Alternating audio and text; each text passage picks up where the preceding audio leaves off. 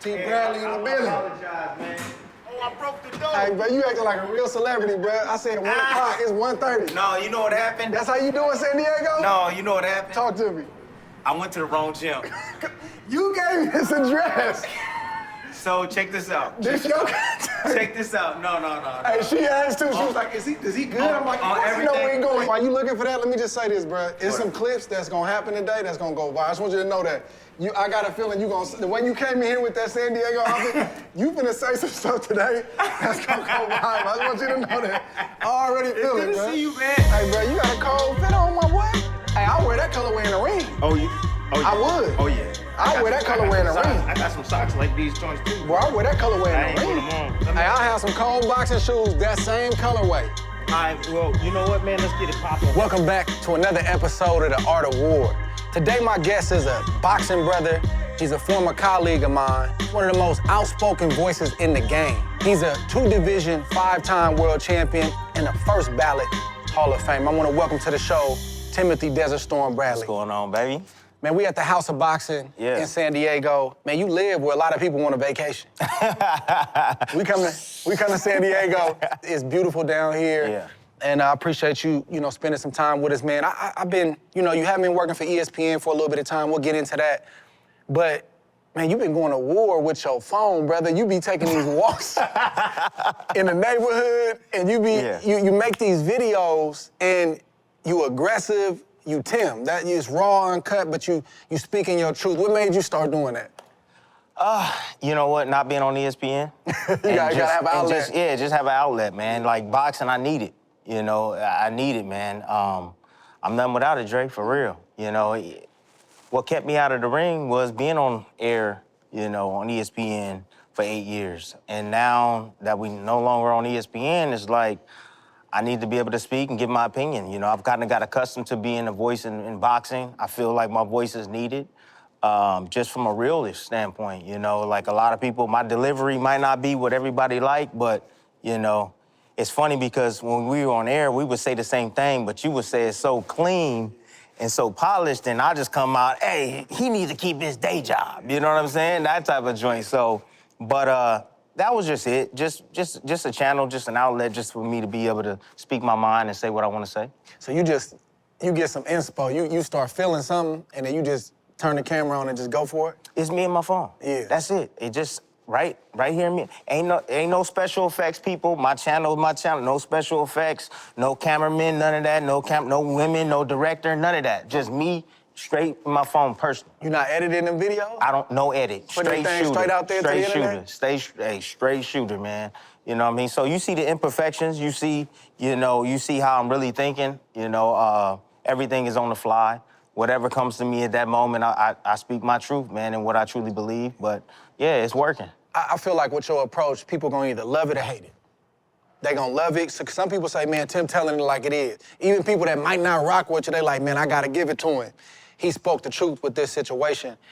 I haven't seen your name come up a lot with a lot of comeback talk. But I seen another video. And I don't know what caused it. I just saw the aftermath with you, again, speaking directly to your phone, telling Jake Paul and his team they can get a 2-for-1. What was that about? Look, man. It all stemmed from his coach, J. Leon Love, former boxer. I saw he did a little rant or something about me because I was kind of outspoken about the fact that like Shakur, Ford, and Montana Love was over there helping Jake Paul, and I'm like, that dude ain't even a lifer. That dude only been 5 years in the game. That dude making more money than all three of y'all. That dude is dumbing down the sport. Like, you said all that? Oh, yeah. Oh, yeah. Like, that's what I'm thinking to myself. So, just put it this way. So, that's what I'm thinking. So, when he came out and was just like, what's wrong with, black fighters helping white fighters? And that's stupid. And he said something, and then he brought my wife in it. He didn't say her name, but he's just like, what do you mean, code on code? You been and broke the code. You were the Mexican. First of all, my wife ain't Mexican. She's Guatemalan. That's completely different. She's Latina, but as soon as he said that, bro, ooh, you don't do that. My blood started boiling, bro. And then from there, that's when I just went on a tear. I did, you know, you gotta do your research, Dre. You gotta know what you up against. And then I'm looking at his career, I'm watching him fight, and I'm like, I can beat this bum. I can beat this dude. I don't care if he's 175 pounds. I fought bigger guys my entire career. You know what I'm saying? I'm like, okay, he 3 years out of the game, I'm 9 years out of the game. Oh, I get in shape, but I was like, he ain't got no chin. You know, he ain't never won the world championship. You know what I'm saying? And so I just went on this major rant, bro, and let him know. 2 for 1. The two for one. Special. Yeah. Hey, I'll fight you and Jake Paul in the same night. They make their own rules in the game, bro. Because they got the money, they make their own rules. So, all right, I'm gonna fight you, Gervonta Davis.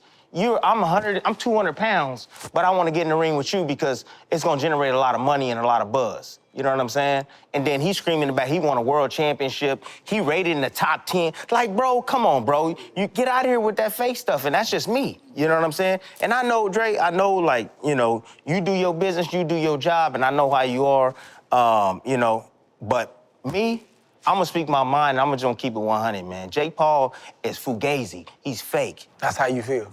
Truly feel. I'll bust him up and his trainer in the same night. 2 for 1. That's a 2 for 1 special. Hey, you bro, heard it right here. You see me, you see how I'm thinning out. You look much leaner than the last time I seen you. I gotta say that.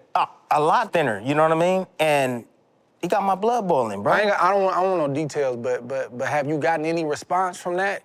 Any phone calls? Any conversation? It's funny. I got a phone call last week from J. Leon Love. He was just like, "Oh, you said direct? Oh, direct. I don't know how he got my number, but you know, boxing is a small world, and you can find it. But anyways, he called me up. He started woofing. We're going back and forth. I don't know if he recorded the conversation or not. You always got to anticipate somebody recording. But I'm just letting you know, I went off. You know what I mean? And we went back and forth, and a couple of things were said. But yeah, he called me up and was like, "You get me, right?" And I go, "Well, I want you and your trainer. I mean, you and your fighter." And he goes, "Well, you got to go through me first." And I'm like, "Oh, that's easy. I'll go through you, but you make sure when you do send the contract having him added on the back end of that." So I want to see how real and serious he was. What'd he say? A few days go past, he calls me again, and he goes, "You only get me." And I go, whoa. I want Jakey Jake. I want fake Jake too. I want you, dirty man. I want you, dirty man, and I want Jake Paul too. Yeah, fakey Jake. Both of y'all, same night, 5 rounds apiece. I miss you, bro. Yeah. It's been a minute ever since we've been sitting next to each other like this. I miss you. Yeah, so with that being said, man, he was just like, you only get me. I'm like, nah, it gotta be a 2 for 1 or no deal at all, bro. I can smash you easy work. And I can smash him too. So make it happen. Do what you need to do. Make it happen. So he called me a few days ago. I was out of town or whatever. I didn't have time for him. And he trying to, answer my phone when I'm calling you, that type of stuff. Bro, come on, bro. Come on, bro. Crazy, bro. Still ain't got no phone call back, you know what I mean? Still ain't got to see the contract. That man saying, answer my phone call when I'm calling I even sent him, I even sent you my email. You think I'm playing? I ain't playing. You know, you thought I was bluffing when I said what I was gonna say, that, hey, I'll smack him and Jake Paul. I'm not bluffing. I'm serious as hell. Brody say send the contract. Man, I think we both speak our mind. I just think that you got a machine gun and I'm a sniper. You are a sniper. I just don't like wasting no shots. No, for facts. That's facts. I think with you said, anybody around that getting hit. I got a Uzi, bro. Yeah, I think that's just the difference. Yeah. Here's a question. If you walked into a stash house full of $20 million, how much would you steal? That's the question Matt Damon and Ben Affleck have to answer in Netflix's new movie, The Rip. They play a team of Miami cops alongside Tiana Taylor, Steven Yeun, Catalina Sandino Moreno, Kyle Chandler, and Sasha Calle, all trying to decide, are they the good guys or the bad guys? This movie is an edge-of-your-seat thrill ride the entire time. Keeping you guessing till the very end. Don't miss The Rip, only on Netflix on January 16th. Take me back to, your early years in Palm Springs, man. I had never heard of Palm Springs, California, until I started going to Southern California for, state championships, all these different things. I had never heard, and I kept hearing about this kid, Tim Bradley, Palm Springs. I didn't know what Palm Springs was. What was early Palm Springs like for Tim Bradley? Well, for me, I lived in the north side of Palm Springs. It's not like the immaculate, beautiful, rich side of Palm It Springs. sound nice though, Palm Springs. Oh, it does sound nice, but wherever. They got a hood? Yeah, exactly. It's called Gateway. Okay. And North Palm Springs, grew up there. You got to remember, my dad is from Louisiana, my mom from Mississippi. They met there, and I was raised in this small little town, North Palm Springs, around drugs, gangs, the usual typical stuff, urban stuff. My dad, of course, he was a hardworking man, disciplined us. My mother as well, stay-home mom.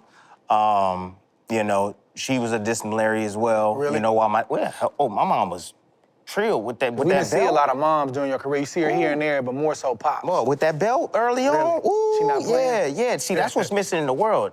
Them butt whoopings is missing. Can I curse? Them whoopings is what's missing in the world. Oh, yeah. Oh, that's what's missing. People that be talking reckless and stuff, they should get hit in the mouth. That's missing in the world, you know what I mean? But everybody's quick to just jump to the gun. But anyways, back to the Palm Springs life, man.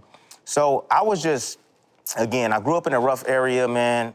It was either I had to be the bully and fight my battles, or the kids in the neighborhood was gonna bully me. So, I chose to be the bully, and I remember early on I got kicked out of school in 2nd grade, man. Just thinking about that, think about that, 2nd grade. You remember when your kid was in 2nd grade, what he was doing? Kicked out of 2nd grade is kind of crazy. It's kind of crazy, bro. Kicked out of school in 2nd grade, man. I fought every day. Like, Got kicked out for fighting?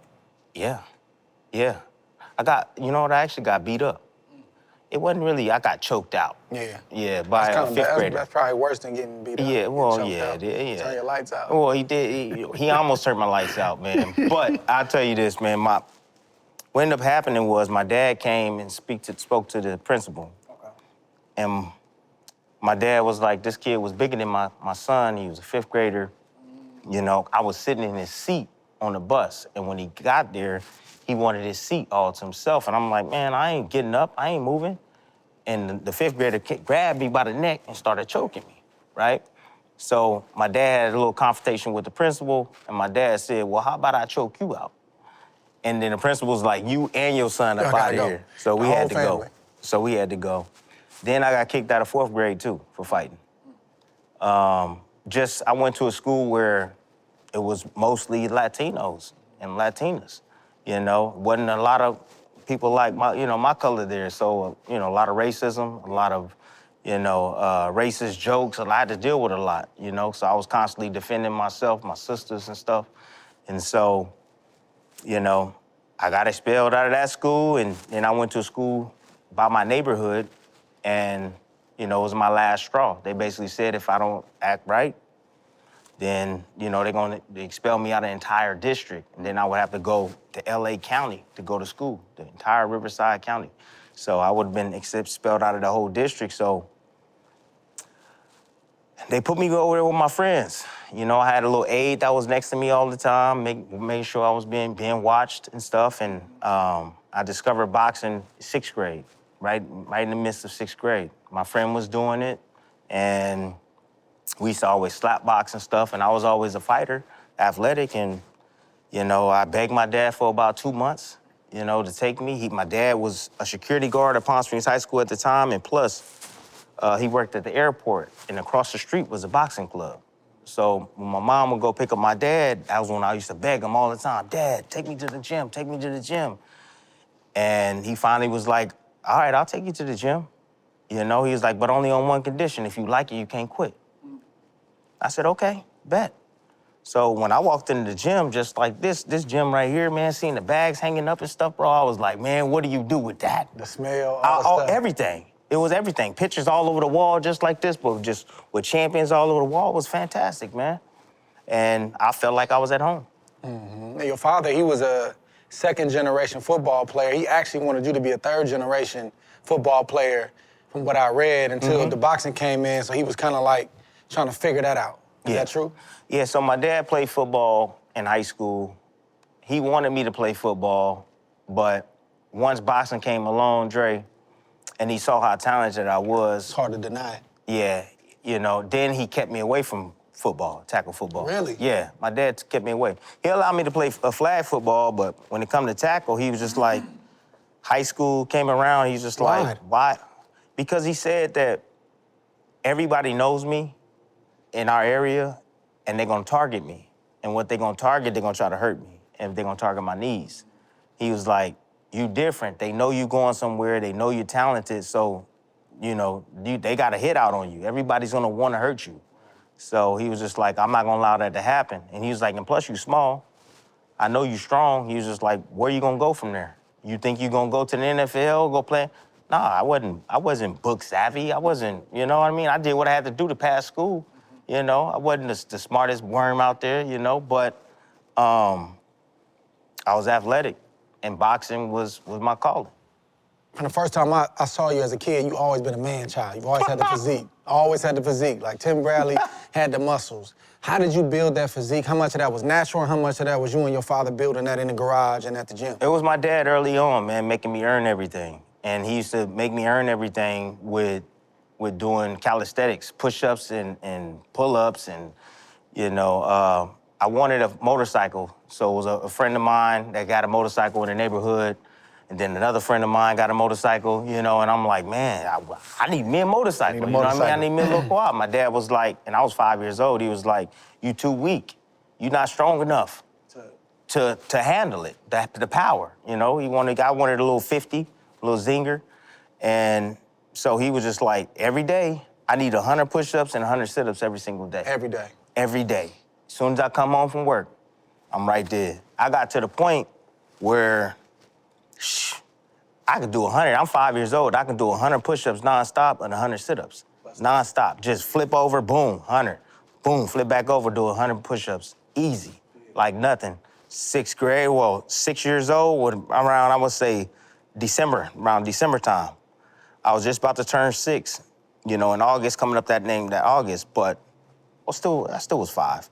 But I had 2 motorcycles sitting in the living room, I had an 80 and I had a 50, but I had to earn it. So from there, then my dad did powerlifting, and, he would always lift weights. And so I used to always wanted to be with him, so I started lifting weights at like 8 years old. In the garage? Nah, this is at the high school. Oh, okay. Yeah, so my dad worked security at the high school. So, and he worked, again, at the airport on the weekends as a sky cap. So after school, he would stay and he would lift weights. That was his program. He would have, other athletes come in, and he used to train them and stuff. And so I used to tell my mom, hey, I want to go with my dad. I want to be with him. And he started showing me how to lift weights at 8 years old. So I had the push-ups on deck early on, pull-ups, dips. Then from there, the gym, learn how to bench press, learn how to, squat, so on and so forth. So, naturally built my body up, man, to what it is today. Man, you're one of the only guys that I've seen in the sport of boxing that can have a physique like that and still have volume, punch with volume. Most guys, like they're gonna be tired, 3rd, 4th round. They're not gonna throw a lot of punches. They're just gonna look for a big shot. And you were like the opposite. How were you able to keep that punch volume going with that kind of muscularity? Well, it was just, Dre, it's all about cardio, man. Conditioning, stamina, I like to work my aerobic system. A lot of people don't really understand that. So I'm going long periods of time. So a lot of guys, they'll do 45 minutes of running. Mm-hmm. Dre, I'll do 2 hours of running, 2 hours, because I'm working I need to work these muscles and condition them to be able to have that longevity late in the fight. Like you say, having all these muscles, man, it takes a lot of oxygen to run these muscles, right? But for me, swimming, long runs, sprint work, interval work, I made sure my conditioning was up to like top notch because I was always shorter than everybody. I wasn't the most skillful guy out there. I was very tactically savvy and I could read film. You know what I mean? I could see guys' weaknesses on film and I knew like what they didn't like. So, but my cardio, my conditioning, my determination, man, won me a lot of the fights, bro. And just, again, studying film and knowing what I'm up against and knowing the other fighters' weaknesses and knowing their strengths and just continue to push, and push forward in the areas where they're weak. They might cover it up for a minute, but then I'll go right back to it because I know it's a weakness of this. How did your mother feel about the boxing when it really started taking off? Was she afraid? She was for it. She was all for it? My mom was for it. So you got one of them tough mothers. Yeah. She ain't like, my baby getting hit on, cover my eyes. My mom used to come to the gym, man, and she didn't say nothing. She used to sit outside, man, I'd be sparring, and if I'm getting hit, she start clapping. Yeah, like you better respond, right? My mom was hard, man. She wasn't one of those ones that see, look, there was a lot of people in the neighborhood, a lot of mothers, a lot of fathers that thought what my dad was doing. We running at 5:30 in the morning on the street, car following behind me, Headlights. Loud music, headlights, and I'm running. Yeah. And I'm 4'5", you know what I mean? And I'm They running. think it's child abuse. I should be in the bed. I should be in the bed asleep. Yeah. My mom was like, good. Yeah. Make a man out of you. Yeah, make a man out of you, right? That's the only way you can be, to be the best. You gotta work, son. So my mom was always supportive, but at the same time, she was hard on me, man. Sometimes harder than my dad. Really? Yeah, sometimes even harder than my dad, man, for real. My mom would tell me straight up, you got your ass whooped. Really? Oh, yeah. What happened? You got your ass whooped today, My dad would be like, hey, man, we got work to do, But my mom was harder give it to you straight up. Straight up. I know your father was known, he come from the South, like you said. He's known for being, anytime I've seen him on camera, and even as an amateur, just hard-nosed. Who is your father, Timothy Ray Bradley Sr.? Who is he? Who is he? He's the most disciplined man that I've ever met in my life. He's definitely my hero. He's a guy that is loving, a guy that's very supportive of his kids, He's tough. He's all about discipline, right? Discipline. This is a man that still trains today in his garage, and he trains every single day. Like clockwork, all the way around. Still today. Again, the most disciplined person. I'm like, man, you ain't never done no time, Dad? You training like you did. Yeah, I mean, come on, every day, Dad, But my dad is all about principles, man. Principles, he's all about, morals, having good moral sense. He's not about no foolishness at all. And it's crazy how my father turned out because he didn't have his father. Really? Yeah, my dad didn't have his father, man. And so... At all? Man, his dad was in and out. And I'm talking about a big family. I'm talking about a family of like 11, And his father wasn't around. He was in and out. And his father had another family that he would spend time with those kids, but he wouldn't spend time with his own kids. Yeah, unreal. He had a stepfather that he was able to learn some things from, but... Not the same. It's not the same. But I would say this, he made a vow to himself, like, hey, when I do have my kids or do have my son, I know how that felt not to have a father show up to my game, So my dad always made it a thing. Hey, it don't matter what I'm doing. I'm dropping whatever I'm doing, and I'm going to be at that game. I'm going to get off early from work, and I'm going to be at that game supporting my son because I know how it felt not to have a father there. So that's always a blessing when you see a man who did not have his father, instead of repeating that sort of generational thing, to the next generation and following those footsteps, going the opposite direction, saying, no, I'm not gonna be like him in that way. I'm gonna make sure I'm there for mine. Because it's a lot of men out there that they didn't have the example, so they do what they saw. Yeah. They're absentee, they not there. Yep. And I can see the impact that's had on you because, that's one of your crowning moments. You talk about your kids all the time. You're very open about your relationship with your kid. Man, I can't do this. I got soccer. Just all the stuff. So it's a blessing to see that, man. Get ready for Jake versus Joshua, Judgment Day. A global showdown shaking the world of boxing. Jake, El Gallo de Dorado Por, the WBA's number 14th cruiserweight and the sport's biggest disruptor, steps in the ring against Britain's own Anthony A.J. Joshua, the two-time unified heavyweight world champion and Olympic gold medalist. This 8-round heavyweight mega fight pits Jake's swagger and superstardom against Joshua's power, precision, and legacy. It's youth versus experience. Fame versus force. The biggest test of Jake Paul's career in a battle that can redefine modern boxing. Watch Jake Paul versus Anthony Joshua Friday, December 19th, 8 p.m. Eastern, 5 p.m. Pacific Standard Time. Live on Netflix. What type of dude was Tim Bradley in high school, man? Was you beating people up? Was you a bully? What type I was a of dude little bit you in high more. school? You already know. I mean, you had a couple of guys that try to test you, whatever. Then once you slap them up a little bit in the locker room, they calm down. But no, I was a known commodity, man. Yeah. I was driven, and people knew where I was headed, and I was a serious cat. And I wasn't one of those guys that was out partying and stuff like that, man. There's a lot of, kids that feel like they missing out, early on. And, I was just staying focused, grinding. I didn't get crazy until I left the home. When I left home, because my dad was so strict. My parents were so strict, man. Pops wasn't budging. Nah, man, no parties, none of that. Nah, you can't do that, none of that. It was always boxing 24/7, and, I appreciate it now today, but what comes with that also is that when you don't give a little leeway, then when they get out there on their own, they might try it. They might try a little this, try a little that, man, But, I know you've been through it. I've read your story and, seen your story as well, Dre. But yeah, I think we've all got our stories, and things that we've gone through. Talk a little bit more about that, because I talked to Roy about that too. Roy Jones talks about, just losing basically his relationship with his father.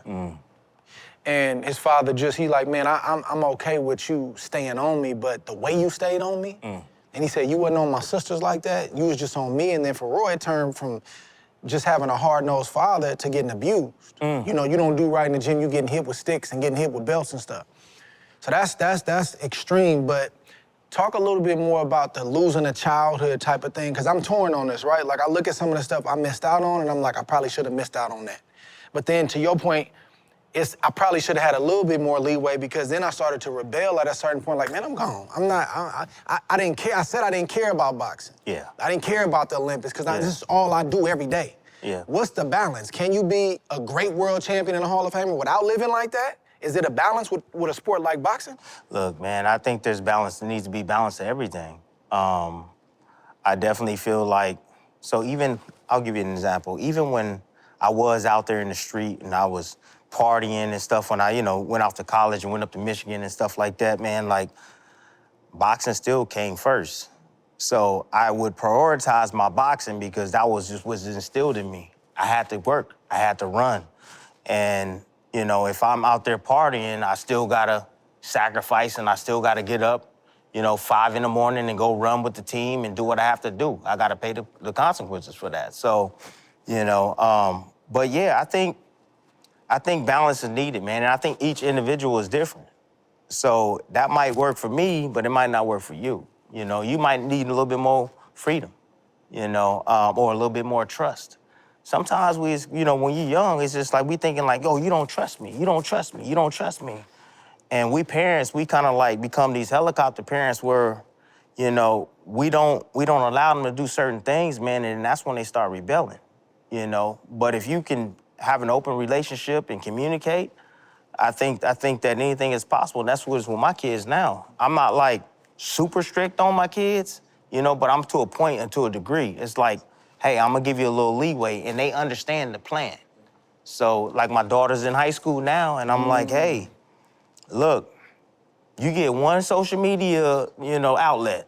Just pick one, Next year, you might get 2, but we're gonna give you a little bit of leeway, a little bit at a time, so you understand how to handle it. But the minute I start to see your grades starting to drop, then it's like, hey, you know what I'm saying? It's at you. It all boils down to you and what you're doing. The minute I stop seeing you working hard out there on the soccer field, then we're gonna start pulling stuff away. So that's it. But I would say balance is always great, man. If you wanna be great, you're gonna have to sacrifice a little bit more than an average teenager. You might be feel like you're missing out, but at the same time, man, you gotta think about your future and where you're gonna end up and where you wanna go. Because trust me, when you get to that level, man, it's well worth it, bro. Yeah. From every aspect. Man, I was crying and whining when I was a kid and couldn't go certain places, but man, I ain't crying now. No. I ain't crying now. I got the whole vision. I see what my dad and my coach was doing. I get it. Yeah. And I'm thankful, man. Yeah, me too. But it is a sacrifice, though. You give up a lot, man, to do this. Yeah. No, absolutely. You give up a lot, but it gives you a lot of return when you do it right. Get a king's ransom, man, to do something you've been doing since you've been a kid. Yes, absolutely. But it's crazy, Dre, because, like, even some people even find themselves doing everything right and it still ain't good enough. It's true, too. Maybe they're not talented enough. Maybe it's the wrong timing. Maybe that's not what God wanted for them. You know what I'm saying? So, like, there's not one thing to fix all, right? I think everybody's different, and everybody's path is different, man. And you just gotta find what works for you. How hard my dad was on me, I can't be hard like that on my kids, right? You gotta know, you read the room, right? Know what you're dealing with. So I try to come from a different perspective in how to try to motivate my kids and keep them thinking. One of the things that my dad would do was he would always help me, or he taught me how to self-motivate. How to self-motivate myself. So, like, when I'm out training and stuff, and I'm by myself, I'm basically, it's me against me. It's you and you. It's me against me.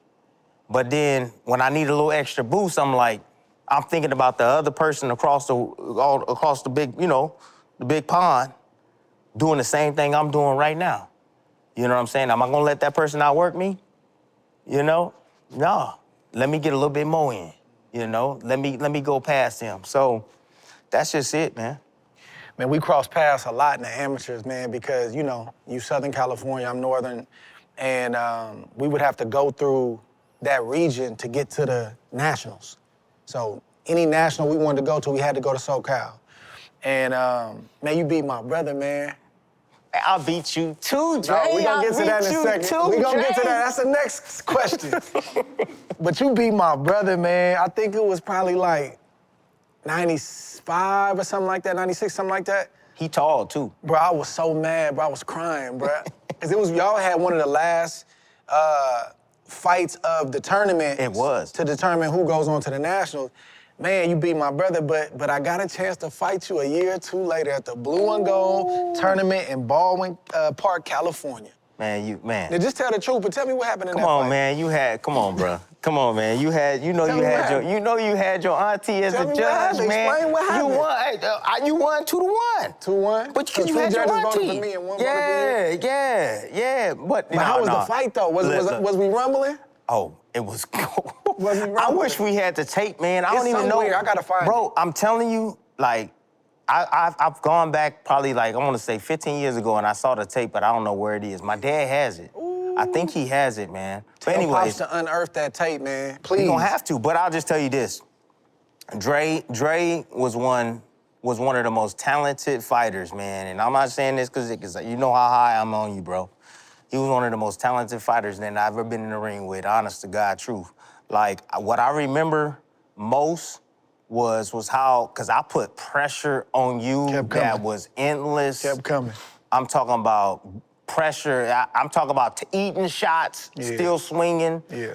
Don't give a damn. Let me give you a quick backstory on why I fought you the way I fought you. I lost my trainer a week prior to that tournament. So, and I watched him take his last breath. So, OJ, rest in peace. And I was angry. And so when I went in there and I fought you, I came in with all that conviction and all that pain. Now it makes sense, because you did fight angry. And yeah, angry. And by boxing one-on-one, you're not supposed to fight angry. Yeah. Football is an emotional sport. You can be angry out there. In boxing, the more angrier you get, the more exposed you are. There was moments where I do remember a punch of yours that you had, still today, that dang left hook. Yeah. That check left hook was mean, especially in that fight. But other than that, I felt like I outworked you, Dre. I felt like I outworked you. Like you eked you. it out? Yeah, but you know, hey, I'll let you have that. I'll let you have that, bro. Hey, bro, I'm gonna run with it. I'll let you have that. But I'm gonna tell you this, I'm gonna give you some flowers too, man. That's probably one of the hardest fights I ever been in, like in my life. And I've been in at every level. It's just the relentlessness, like you just kept coming forward. Yeah. And it's like I'm hitting you with shots and it's just the intensity, like you can feel a fighter's intensity. Energy. No words have to be spoken, but you can feel like, man, this dude ain't slowing down, this dude is not letting up. That was one of the hardest fights I ever been in. Yeah. You know, I had to really work, man, to get that. And it's one of them fights that, you know, everybody come to around the ring because they know, like, when we coming up, you know, everybody knows who's who. Yeah. You got good fighters, then you got them ones, and we both were one of them ones, and everybody was looking forward to that, man. So, you know, it's I always remember that, bro. Oh, yeah. Yeah. Oh, yeah, me But too. take me back to I don't remember you turned pro in 2004. I don't remember your Olympic trials, Olympic box office run. Did you try to go to the Olympics? You I tried. I lost in the Western Trials. The Western trials? Yeah, I got robbed, man. I got robbed in Jersey, man. Oh, dude, robbed in Jersey. I almost hung up the gloves, bro, in Jersey. It was I want to say it was it wasn't the U.S. Championships. It was It was a qualifying tournament? I think it was the PAL. It might have been the PAL Nationals, qualifying tournament. And I was getting ready to go in the semifinals. Fought one of these guys, I forget his name, before I think he was in the Army. He's from the Army. And getting the last round, we even. This was when the point system was there. We even going in the last round. So that same relentlessness that I brought to you, I brought to this man. And I bagged him up, had him against the ropes the whole time. The bell rang, miraculously, the computer stopped working. So they had to go paper. And then they went paper. And then they jobbed me on the paper, right? I believe Rondell Mason ended up winning that tournament. And I beat Rondell Mason. I already had beat him twice. So I would have seen him in the finals. Yeah, and I would have smacked him again. But, yeah. So after that, you know, I was disappointed. I was upset. My mother wasn't there. I called my mother up and was talking to her, and I was just like, man, I'm done with this. You know, like, every time I get to the top, they want to cheat me. You remember when, I don't know if you were there, but I fought against Juan McPherson up in Vegas at Caesars. Yeah, I wasn't there. I heard You about it, weren't though. there. I smacked Juan? him. Oh, yeah, destroyed him. Dropped him several times during the fight. I beat his ass. Yeah. Period. They gave it to him? And they gave it to him. Again, something happened to the computer. Now they got to go to paper scoring. And they took the fight from me. So I've had multiple times where, you know, that would happen to me. I just felt like I couldn't carry over, like I couldn't get a break. So I was like, man, I'm done with this, man. You know, I'm walking out, and I'm in the lobby waiting on everybody to come down. And a lady at the front desk, she saw me over there. I was pouting and stuff, man, upset. And she was just like, what's wrong with you? Oh, it's an old black lady. I was like, man, I lost. And she was just like, okay, all right. I was like, I'm done with this, man. I ain't gonna fight no more. I'm done. And she was just like, what you mean you done? And I was like, I'm done. I don't want to do this anymore. You know, every time I, you know, do my absolute best, they always find a way to take it from me. And she was just like, baby, she was like, that's life. That's life. And she was like, but you gotta understand that if you quit right now, you will never get what God has in store for you. She was like, you going through this for a reason, and you gotta understand that. He's building you for something greater. And I looked at her, and I was just like, okay. And I believed her. Because my mom was full of faith. Still church going. Yeah. I was raised up in the church too, man. Okay. You know, but it hit me. You know, it hit me a certain way. And so I went to the Western Trials, and that's when I met Vanez for the first time. Vanez, the one that actually went to the Olympics, beat everybody out, right? Nobody knew him at that time. He came out of nowhere. He was a JO. He was a junior. 152? Yeah, 52. So he came out of the middle of nowhere. Nobody had no film on him. I had no clue who this kid was, but I knew he was quick, he was very athletic, and he hit hard. right? I get in the ring with him, and he had some height on him, and he knew how to use it. And he beat me in the Western Finals, man, and that was it. That was my Olympic run. It was crushed right there, man. I took a few months off and was thinking about, I was like, should I go pro, should I not? I wasn't sure, you know? And I got my little break because nobody, you know, if you don't make it to the Olympics, man, ain't nobody really looking at you, bro. You know, and it's not like they give you a roadmap to get a promoter to look at you or a manager. Or a manager. You know? So I was sitting out there, a talented fighter, and nowhere to go. I had no vision. But one night, I was out partying at a hotel, enjoying myself, and that's where I met Thompson Boxing. As I was walking out, I saw the shirts, and I was like, boxing? Y'all boxing promoters? He was like, yeah. And I was like, well, I'm a fighter. I was a fighter. Tim, I said, my name's, have you ever Tim? He's like, nah, I've never heard of you. Anyways, I go, okay. And he goes, you're not a fighter. And I go, yes, I am. And so we had a few words. And he was like, hit my hands. Older gentleman, kind of heavy set, big belly. He was like, hit my hands. So then I was like, you sure? So, you know, I get in my stance and he smacks me in the face. And I'm like, bro, you told me to hit your hands. He was like, see, you're not ready, you're not a fighter. And he smacks me again in the face. And I'm like, so then I bum rush him, right? And we basically slapping the hell out of each other. My cousin grabbed me or whatever, pulled me off of him. We go to the car. As we're walking to the car, there's a guy come by, his name is Mike. Now, he comes running out towards me. And I'm like, you want some too? He's like, nah, here's my car. My dad, Thompson, he's the promoter. He was like, I love your energy, man. I love that fierceness. Give us a call.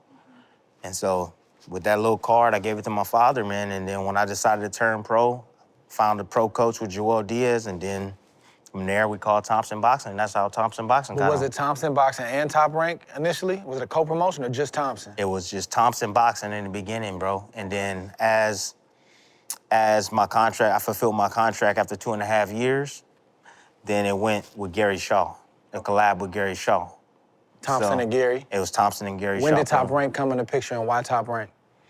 So Top Rank came into the picture when I fulfilled my obligations with Gary Shaw and Thompson Boxing. And I wanted, you know, more money. At that time, I think the most money that I had made with Gary Shaw, and I was already a unified world champion. I had unified the championship against Kendall Holt.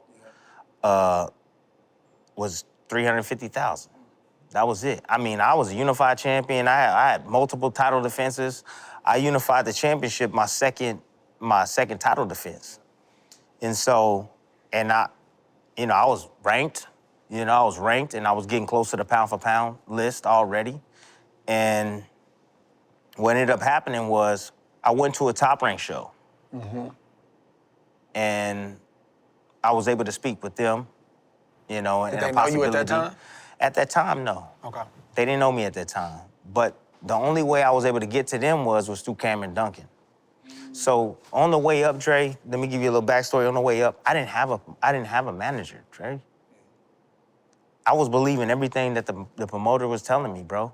I was naive. I didn't know the business, you know. And you being a fighter now and what you know, that's exactly what a promoter wants. They want you to not know the business and not know the numbers and not know your value.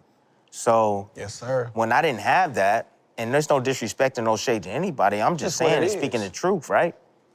I'm like, when I got smart and I got with my wife, she was like, hey, we need a manager. And as soon as we got Cameron Duncan, that's when he opened the doors for Top Rank. And that was right around the time where me and Amir Khan was supposed to fight. And this is why I didn't duck Amir Khan. I didn't duck Amir Khan. And hey, Amir Khan, you can get this work too.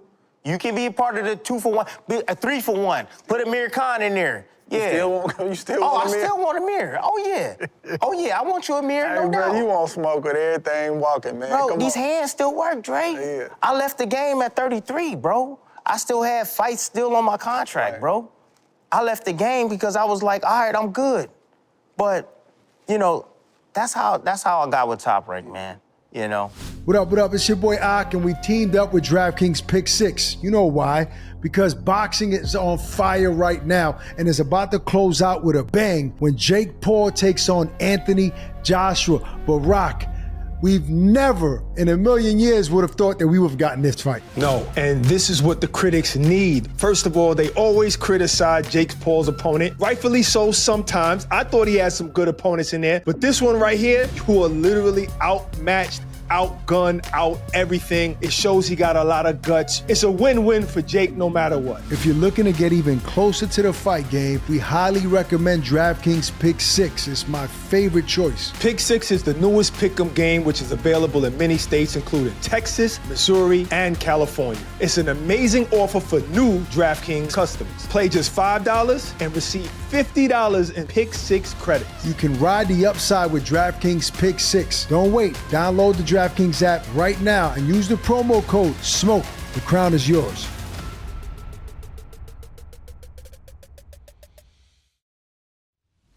Tell me about your wife, man, because y'all got married. Y'all were friends in high school, right?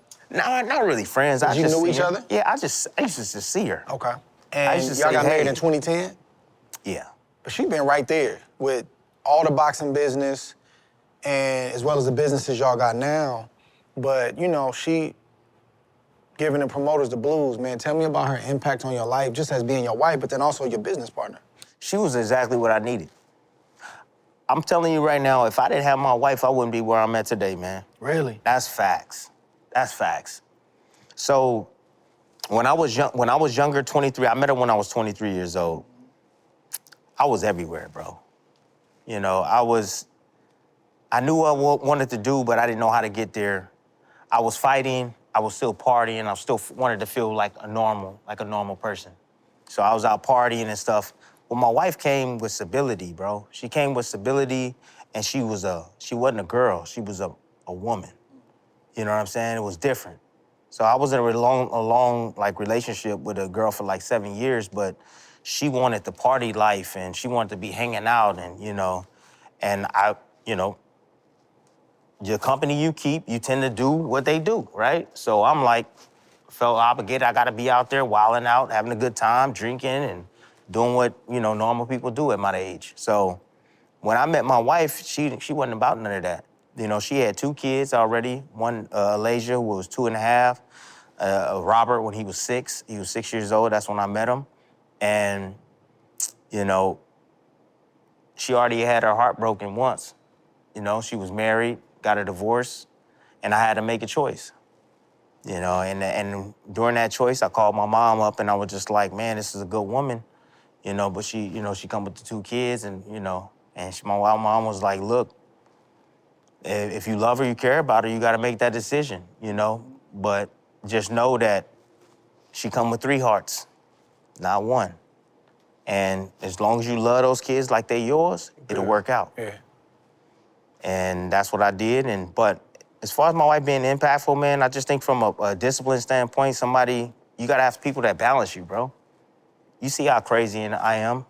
Just the way I fight, that's my personality, right? I can get a little reckless, a little crazy, speak my mind.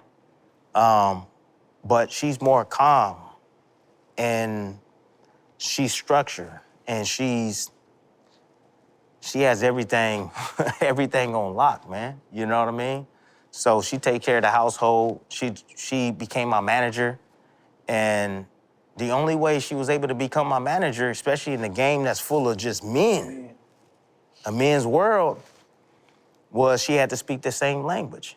And she had to show that I understand business, period. Because most of the time, you get a lot of women or even other managers that come in and don't really know their position, and they come in and they asking for too much or asking for too little, and they don't understand the business side. But my wife understands business is common sense. And she got eyes, she can see. She can see what's going on. And so she would listen to conversations. She worked around Cameron Duncan at the time, and I told her during that time when I was with Cameron Duncan, I said, hey, learn everything you can learn from him. Like everything. I want you part of negotiations and everything. I want you consulting with him back and forth so you can learn, because you're gonna be my manager one day. And that's what she did. I was with Cameron for about, I wanna say about 5 years. And she learned everything she needed to know. She was part of the conversations and stuff. And most of the time, she was telling Cameron what to say to the promoter. Right. So I'm like, okay. Keep that money in-house. Yeah, exactly. That's a 10%, whatever it is you paying, that's in-house. So like the Marquez fight, my wife plotted that. Pacquiao? Pacquiao fight, my wife plotted that. The rematch, my wife plotted that. Like, I would have never got Marquez if it wasn't for my wife. They wanted to shoot Pacquiao at me. But the way she think and understanding like the Latin blood, she's saying Marquez gonna retire. He got, he destroyed Pacquiao. That's what he needed. So let's get him. He finna sell You off. fought him right off of the fight with Pacquiao. Right off the fight with Pacquiao, and I fought him right after the fight with Ruslan Provodnikov. Yeah, I know. So it was one of those things where it's like, it looked good to him, because he's saying, oh, he damaged. Yeah.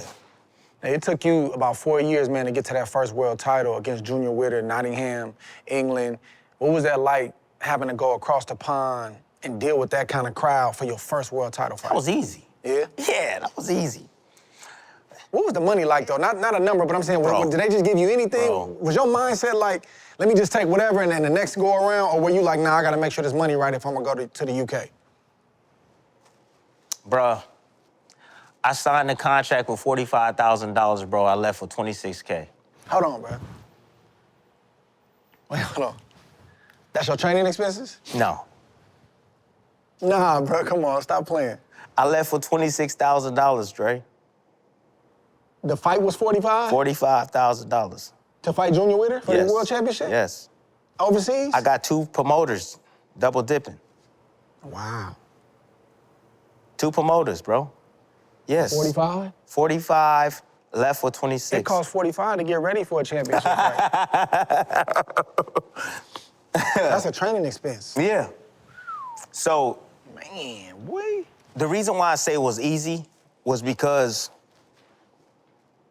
when I was an amateur, I traveled, and I already had been to England. I did a black tie event there.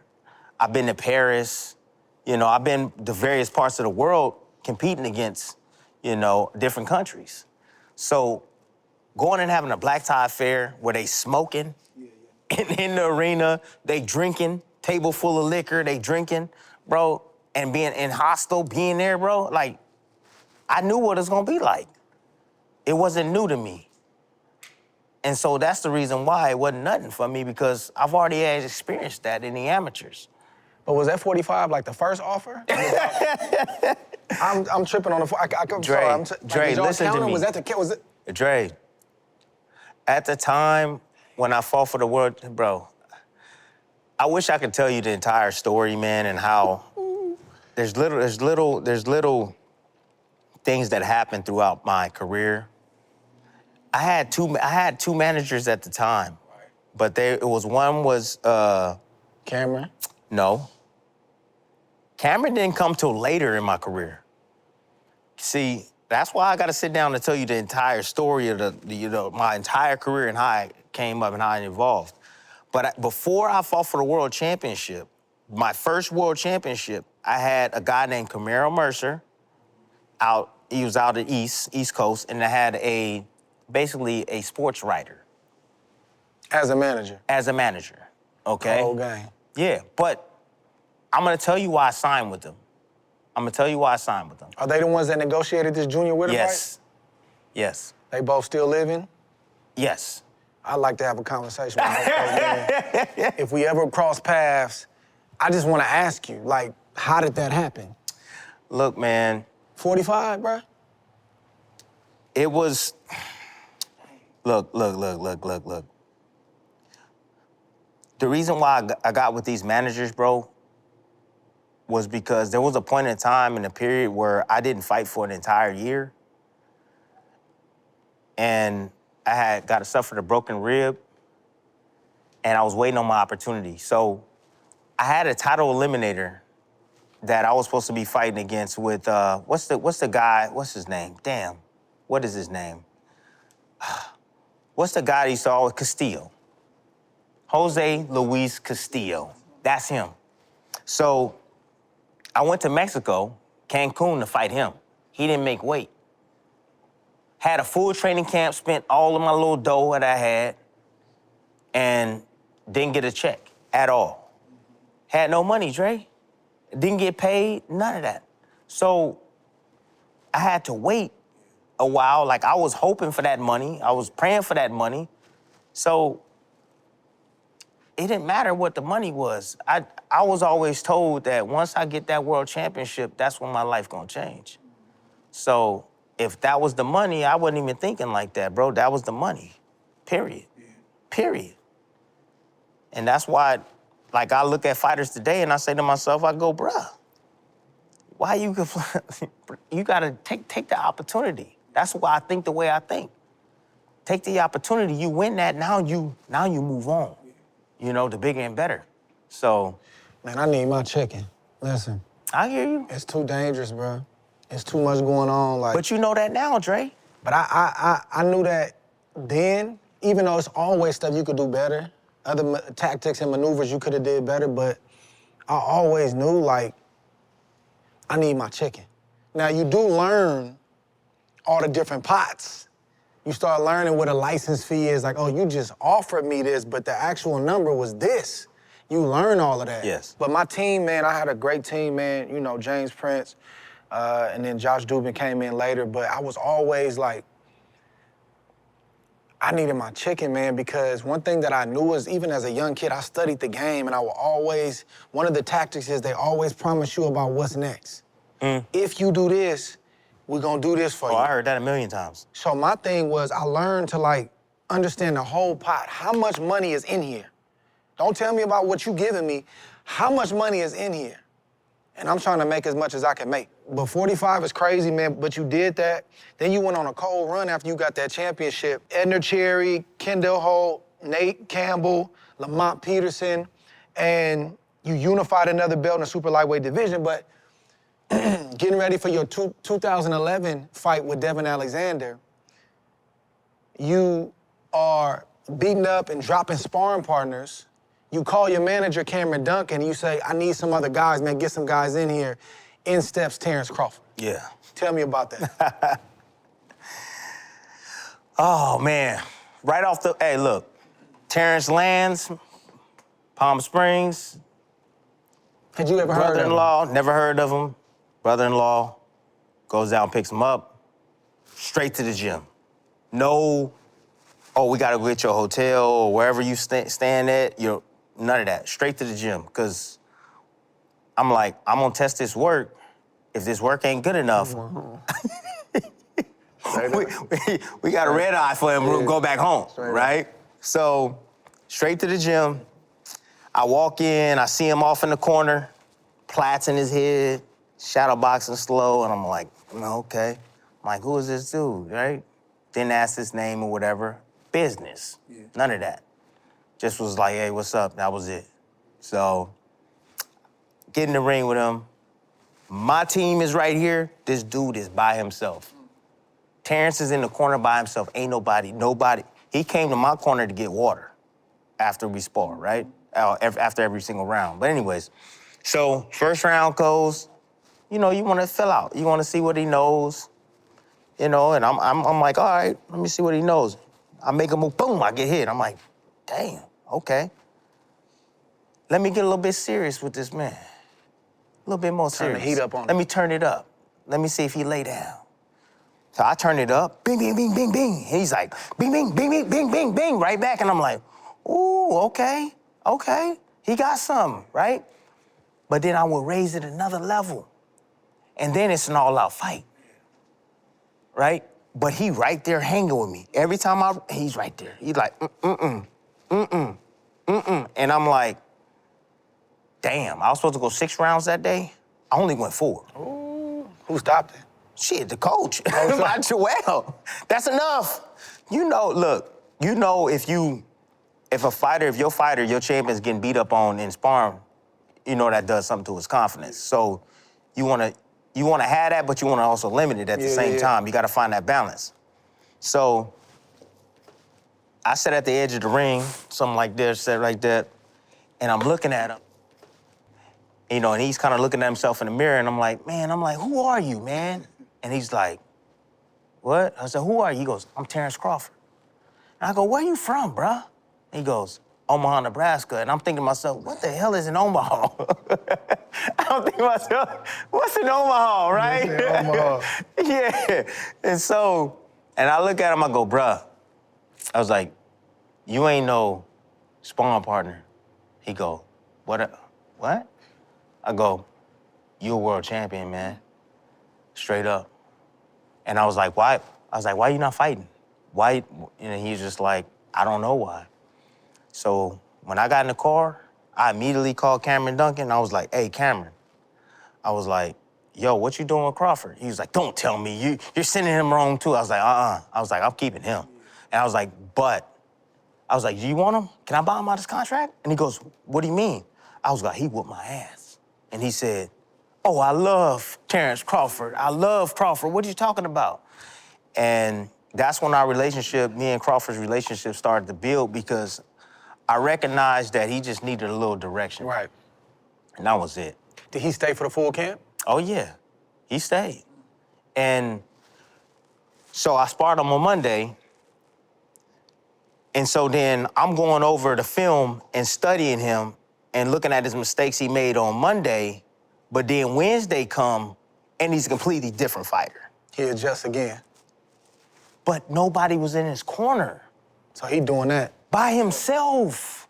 It was like this dude had a photographic memory, bro. And so that's what I was just like, this dude is different, man. That's what I knew, different. I'm gonna skip a fight after the Devin Alexander fight to 2012 with Manny Pacquiao. When did you first start getting rumblings that, oh, Pacquiao's an option for us?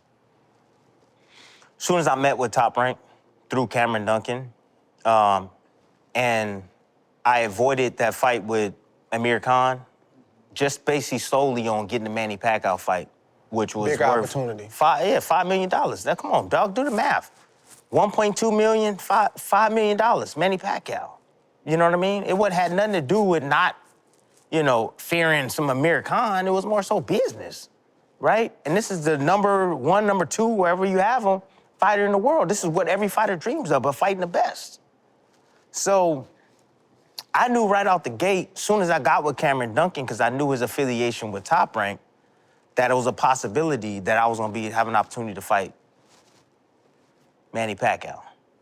Was the number negotiable, or they said, look, take it or leave it? That's what it is. Take it or leave it. Manny, that's a help. I mean, $5 million is life-changing money. Especially at that time, too. Yeah. And the crazy part, the cold part is that when I did meet Manny, and we were all kind of by ourselves a little bit, after, you have all these interviews and stuff like that, and he's sitting there waiting and stuff, and nobody's really around him. One of the things that Manny said that I appreciate Manny for was that he said, was that good enough? And I'll go, The money? what? And he goes, the $5 million, was that good enough for you and your family? And I was like, yeah, that's great. I was like, thank you for the opportunity. So, but yeah, I knew it right out the gate, bro. Talk me through that fight, man. So, I was at the fight. Yep. I probably was, I don't know, 4 or 5 rows back, maybe a little bit more. And when I saw the fight that night, it looked like Manny won by a landslide. So I'm coming out the arena. They throw a camera in my face. Man, what you think? And I make a comment. I say, man, Tim, my boy, man, but man, he lost that fight tonight, and Tim need to get that belt back. I go home and I watch the fight again on Sunday. No volume. I turn the volume all the way down. And I watched the whole fight, and I'm like, this fight was way closer than I thought. And I had to call you. I called you, I think that Sunday. I said, hey, bro, I apologize. I spoke too soon. I Yeah. shouldn't have said that. I should have went home and watched that fight, man. You said, man, it's all good. What do you remember about that fight? Like the actual fight? Did you think it was close? You were up big? Like, what was your takeaway? I thought the fight was close. I wasn't sure if they was gonna give it to me based upon Manny Pacquiao and his status. Usually, when you see a robbery, it's usually in favor of the house fighter. It's not in favor of the B side of things. So let me just say that right out the gate. But I thought the fight was very close. I was dealing with a lot during that fight. I didn't wear any socks. Yeah, why not? I'm a fan of Manny. I'm a fan of Mike Tyson, bro. And I had tried it in sparring and stuff like that, and it worked out well. But when I got in the ring and had that spongy ring, there's different flooring, right? Different rings, It was real spongy, so I didn't really have a whole lot of support, You was not moving having like socks. the Matrix that night, brother. Yeah, exactly. All that stuff Manny coming with. Yeah. So you had a lot of movement. So I had a lot of movement I had to deal with, and, I didn't have a whole lot of stability in my shoe, so it was a lot of give. So, rolled my ankle, tore some ligaments on the bottom of my foot after the second round, because when you fight Manny, you gotta try to anticipate when he's gonna explode in. You gotta try to time that. And he breaks it up with his head movement, And that little bounce. and that, that little bounce, and then he's constantly faking you, and you trying to anticipate. So he keeps you idle like this the whole time, trying to, and your feet are gripped to the ground like this, in case you gotta get out of the range, you know what I mean, or get to the side. So, just the quick movements and reactions, man, like every time I would fight Manny, I would blow a tire, bro. My legs. Second time I fought Manny, calf. Tore my calf. Yeah. Bro, if I show you my calf, bro. Still disfigured? Yeah. Yeah. Look how little that thing is, bro. You can see it right here. It's little, it's all balled up. Yeah. So, I'm just saying, it was always difficult, but the first time around, after the first round, I felt like I belonged. He was fast, but I was like, I'm just as quick. He was strong, but I was like, I'm just as strong. It wasn't nothing that it felt like it wasn't nothing I ain't never seen before. When he did throw combinations, bro, them joints, they would whiz past my face like bullets on everything I love, bro, you see Chinese movies, karate movies and stuff like that, man, where they throwing punches and they go, that's literally hurt, like bullets, like it was whizzing past my ears, So he was fast, he was strong. What the punch feel like? Like a shock, like a jolt, He caught me in the fourth round with a big shot that buzzed me, and I stepped back, and, I got my wits back or whatever, but, Manny can punch, and he has speed and power, and that combination is very hard to come by, and then the tenacity on top of that. But I felt like the second half of the fight is where I started to come on. Mm-hmm. I just kept moving left, and I was boxing them, I was making them miss, and I was making them pay. But the game plan was basically, Dre, to match his tempo, match his output. Whenever he does something, I gotta do something. So whether you think I won or not, what people don't realize is it was the optics. Right. Because every time he would do something, I would do something, yeah. I would do something. So I would just try to balance that, and the judges, a lot of them, or the ringside, I would say commentary, was thinking, because you can go back and watch the fight, big left hand lands by Manny Pacquiao. No, it didn't. Didn't land. No, it didn't, because you're sitting there trying to watch somebody blazing fast try to land a shot, and it looks like it landed, but it didn't land. It came right here. That's the misconception being in the crowd. Yeah. Because you was legit, getting out the way of the matrix. You Yeah. shoot. Yeah. But the crowd is going crazy. So you think 6 punches, 7 punches get thrown. You think, he probably landed 3, 4. He Yep. might have landed 1. Yeah. But you got to go home and watch it with no sound, so you're not influenced to really see what it was. But the judges are seeing that. When you have real judges, and now understand that, Dwayne Ford was one of the guys that, literally trained all the judges. He's a top-notch judge. And he gave me, and he the one that gave me the fight, right? one of the ones that gave me the fight. You also got to understand that if you go back and you watch that fight, you got to see how often did Manny do any work? Because a lot of times he didn't start revving up. He was trying to do the Sugar Ray Leonard effect when he fought against towards the end. He didn't rev it up until the last 30 seconds. And I'm fighting, the other 2.5 minutes, even 3 minutes of every single round. So you got to put that into an account as well. So, the judges, they saw what they saw. I thought it was a very close fight. I don't understand. You got audio in the corner. Me being on TV, I know you got audio in the corner. You can hear exactly what the trainers are saying. Why come I never got the audio of Joel Diaz saying, go in there, Jackson, pick him up. We just won this effing fight. Where that audio at? So that way, it lets everybody know that we thought we won the fight, period.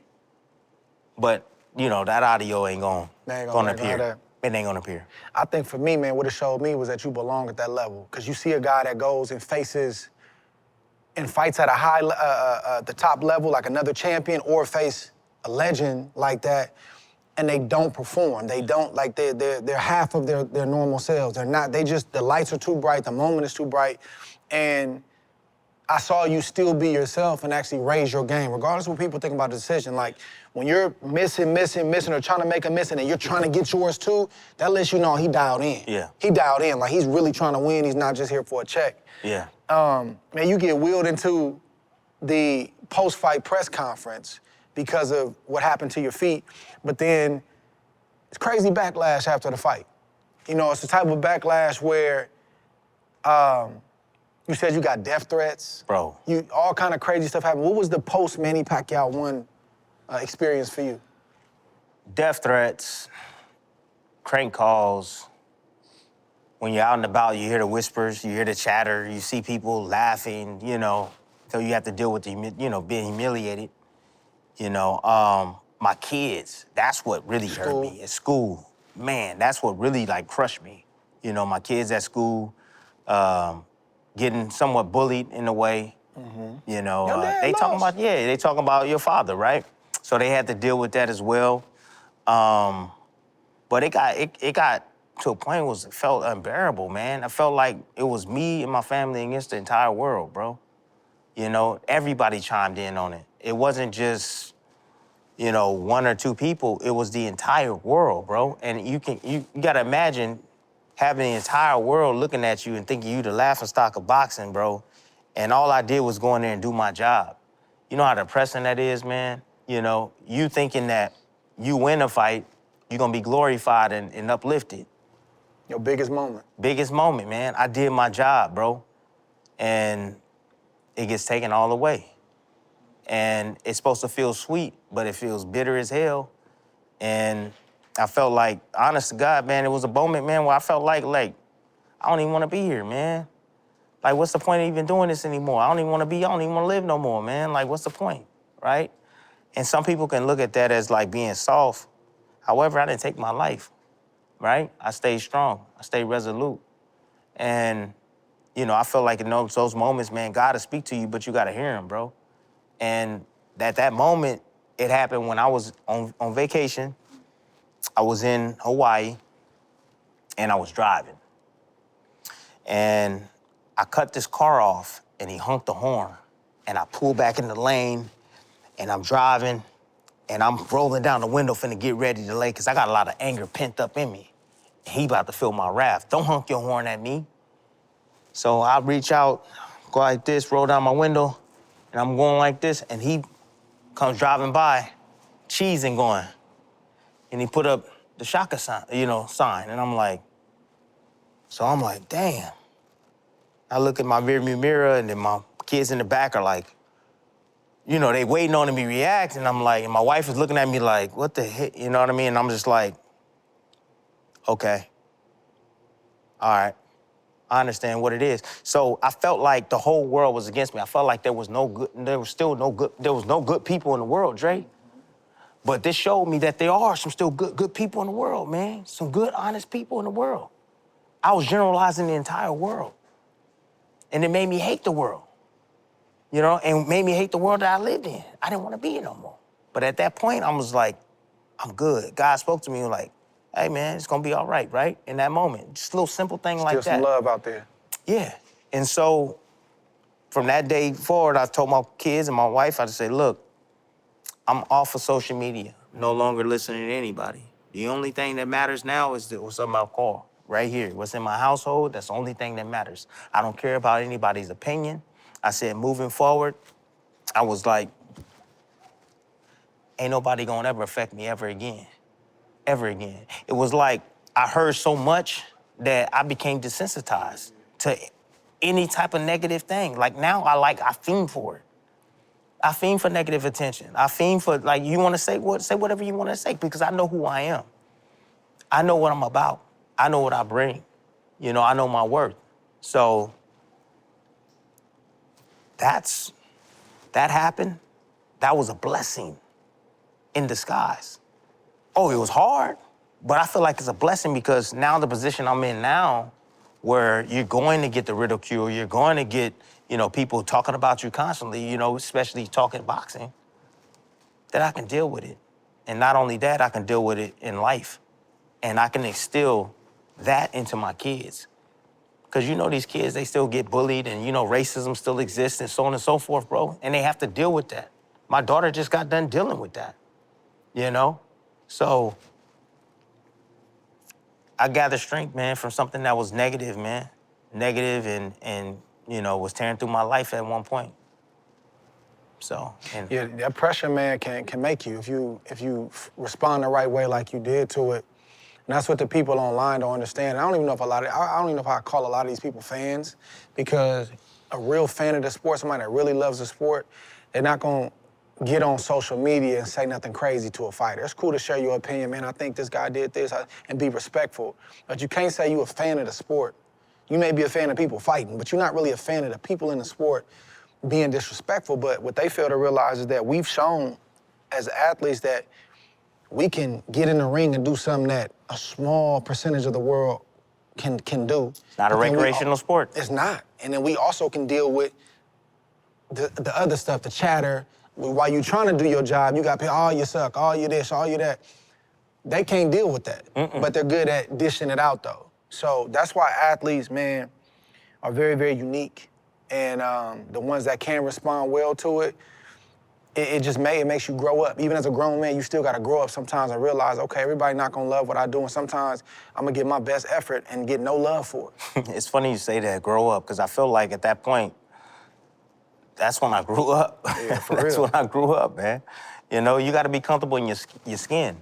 And there's a lot of people out there that's pretending, man, to be something that they're truly not, right? They're trying to be a pleaser. They're trying to, you know, please this and please this certain groups and stuff like that, and they're not being themselves. But trust me, man, when you can be yourself, man, and be comfortable in your skin, bro, you grow wings, bro. You literally grow wings, and you can rise above anything. It don't matter. You can tell me anything you want to, bro. You can attack my character, whatever. I don't care. I'm gonna look at you and I'm gonna go, okay, that's how you feel? Oh, that's it? Okay, all right, yeah. Let me find something about you, bro. You ain't gonna like what I say. It's safe for people. They in their home, they in their cubicle, they wherever they at, they in their car. It's easy to say the most salacious, crazy stuff when you don't have to pay the price for what you said. Exactly. And But that's the world we live in. But that's man. why I don't deal with social media. So like when people see responses and stuff like that, I have people dealing with that. You know what I mean? They might come to me and ask me, you know, what do you think or whatever, but I let my family, I let my daughter, my oldest daughter read all of that stuff. She hates it. My wife, she does that stuff. I stay away from it because I learned that everybody got an opinion, Dre. What makes yours more valid than mine? That's it. And so when I'm talking boxing, I'm talking from my experience. You know, it might not be something that you like, but I'm Unc. I'm an Unc in the game now, man. You're an Unc too, believe it or not. You an Unc, Dre. Yeah. I'm still kind of. Hey, I think I'm still nephew, but go ahead. Nah, you a Andre. I still feel like nephew, but go ahead. Go ahead. Andre. I still feel like nephew, but I'm go ahead. just saying, I know man. what you're saying. The age category, yeah, I checked the Unk box. Yeah, and but they be saying that, hey, Unk, man, come on, bro. Stop calling me Unk, man. Like, Hey, you look young. I and still feel like nephew, though. But it's about how you feel, right? Yeah. You could be Of 50, course. but if you still say so. Of course. I might be Unk in real life, but just know I feel like nephew. But go ahead. I just think that like the young fighters, because I've been in their shoes to where, you know, you reacting to certain things or certain headlines or certain things that somebody said about you. It's sort of the media and this like that. Like I was like them, you know. I was just like them. I remember, you know, Dan Raphael saying some stuff about me, but I wasn't. Dana said something about everybody. But I'm just saying, I didn't outlash. I didn't, you know, I just proved them all wrong. Right. That was a different story. So like that social media, I didn't get on social media and go back and forth. Nah, I just proved you wrong. So the young fighters, though, that's the game you can take. Just prove them wrong. Haney coming up and Norman coming up. Who doubting you, prove them wrong. This your opportunity to get your last laugh. Prove them all wrong, and that's it. But if they not talking about you, bruh, period, in any way, you're not doing nothing. You ain't doing nothing right. You ain't doing nothing right, Dre.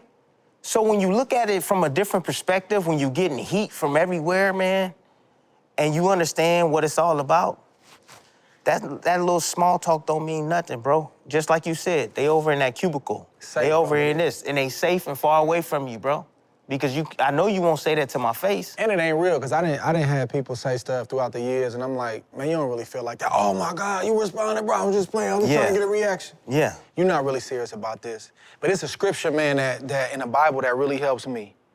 Jesus said that, woe unto you if all men speak well of you. In other words, if nobody got nothing negative to say about you, like, woe unto you. Like, if everybody's saying everything nice about you, it's gonna be some compromise there. You might not be standing on truth. You might not be standing for anything if nobody has nothing to say about you. Because a lot of time when you stand for something, you're gonna get some backlash, and the key and the growth comes with how you respond to it. Facts. Brother, I'm not taking what you just said personal. You don't even know me, even if I do know you.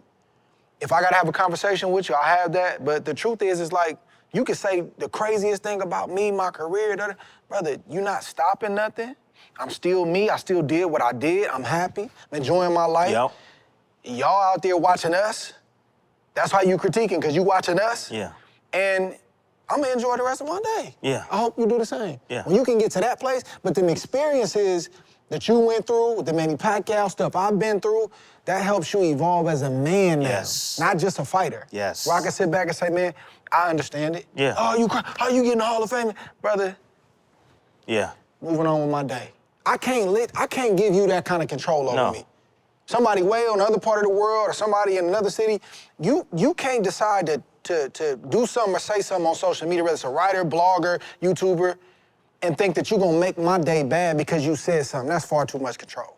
We learn to not give people that kind of control. Right. And that block button code too, I love that block button. You're talking crazy and I ain't got time today. Yeah, well, some days I have time, some days I don't. And I choose my battles wisely, man. Yeah, that's and just wise, know, man. And just know that when I do choose my battles, that I'm coming with fire, bro. Right? And I mean what I say. Yeah. And that's just what it is. But, I mean, other than that, Dre, you know, boxing, man, you know the sport, man. It's a very fecal sport. You got to get in, you got to get your money, you got to get out with all your faculties. Sometimes I think you know, some fighters, you know what, I'll tell you something that I've kind of learned since I've been getting back in shape.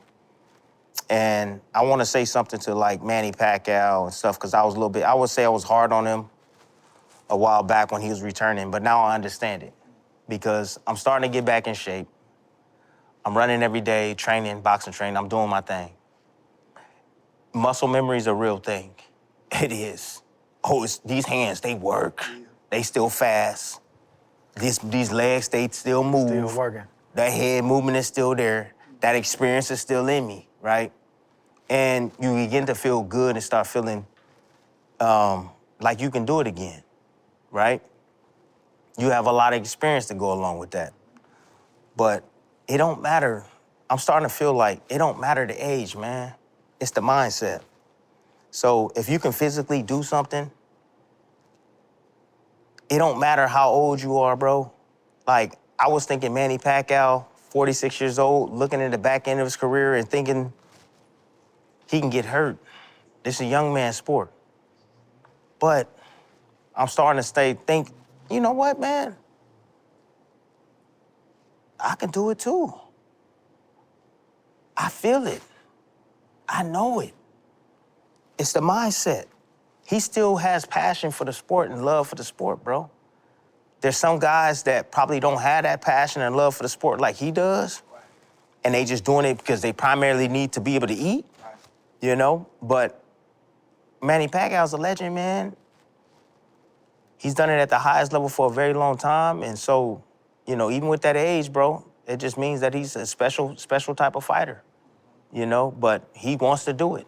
And the truth is, you can get hurt, you know? You can get hurt doing this sport, and that's always something we gotta deal with, especially as you get older. But, you know, hearing you talk right now, like, are you talking like you making a comeback, or you just wanna get in shape just in case somebody...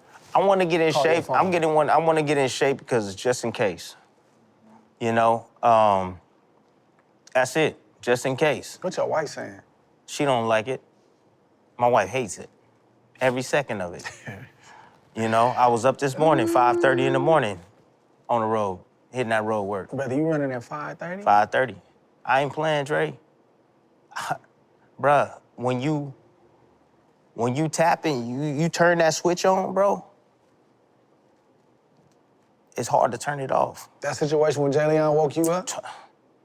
Did it. So that's what did it. That's the origin. That's what did it. Oh, yeah. Oh, absolutely. That's what turned my switch on, bro.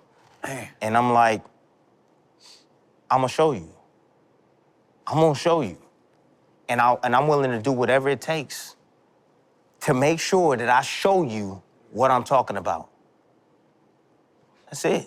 So, think it's a game? I ain't playing. Jay Leon, I'm not playing with you, bro. I'm not playing with you. I will smoke you and Jake Paul. Same night, homie. 2 for 1. I'm not playing.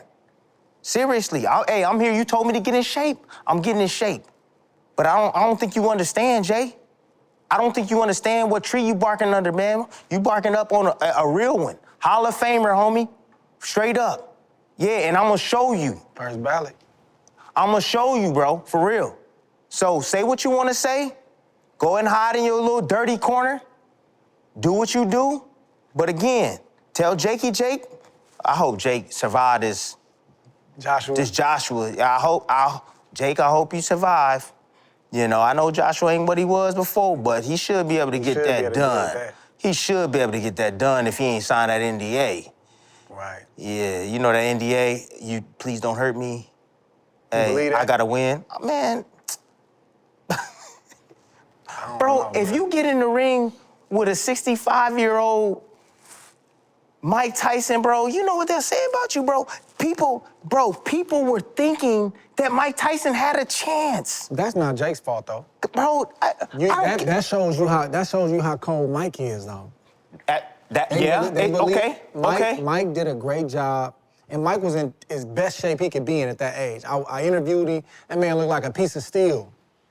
I gave him a hug. I said, Mike, you still bad, brother. Yeah. And then when he walked in, he looked like a little lion when Mike walked in the room.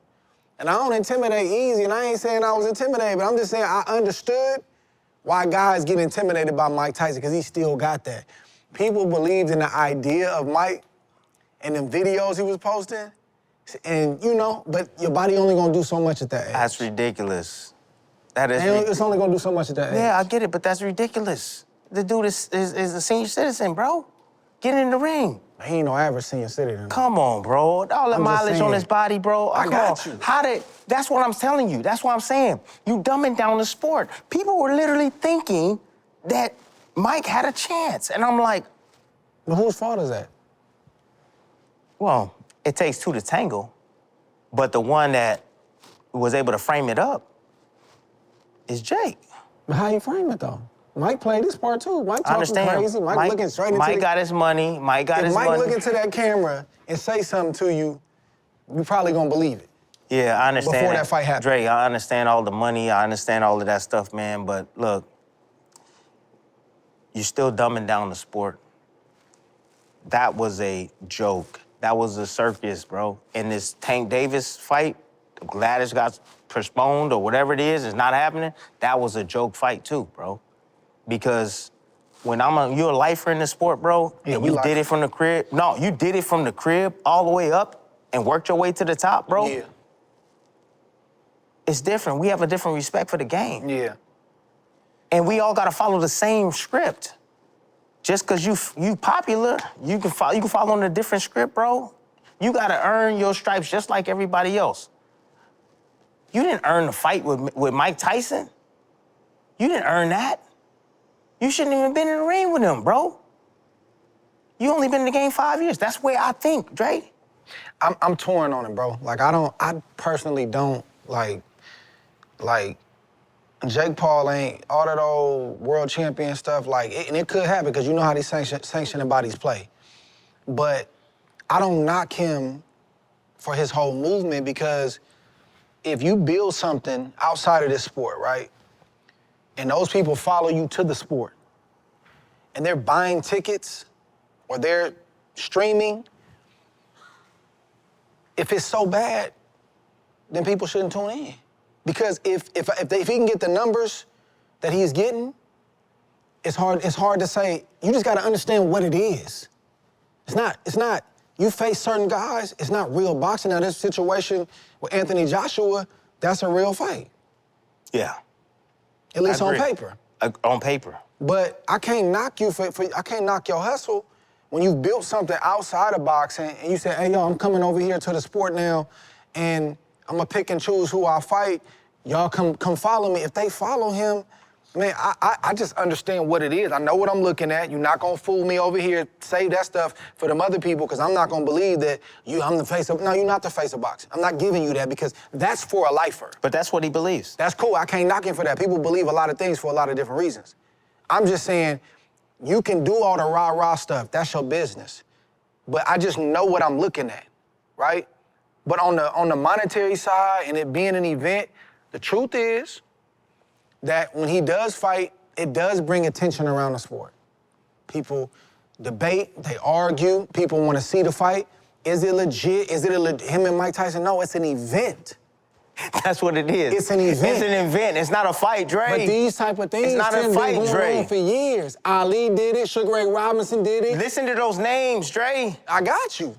Listen to those names. I feel like we back at ESPN. You can call right me, now. call like we me a back at hater or whatever, ESPN but I'm right just now. saying, listen to those names that you just ran off, bro. Those I'm are just saying legends they in did the it game. too.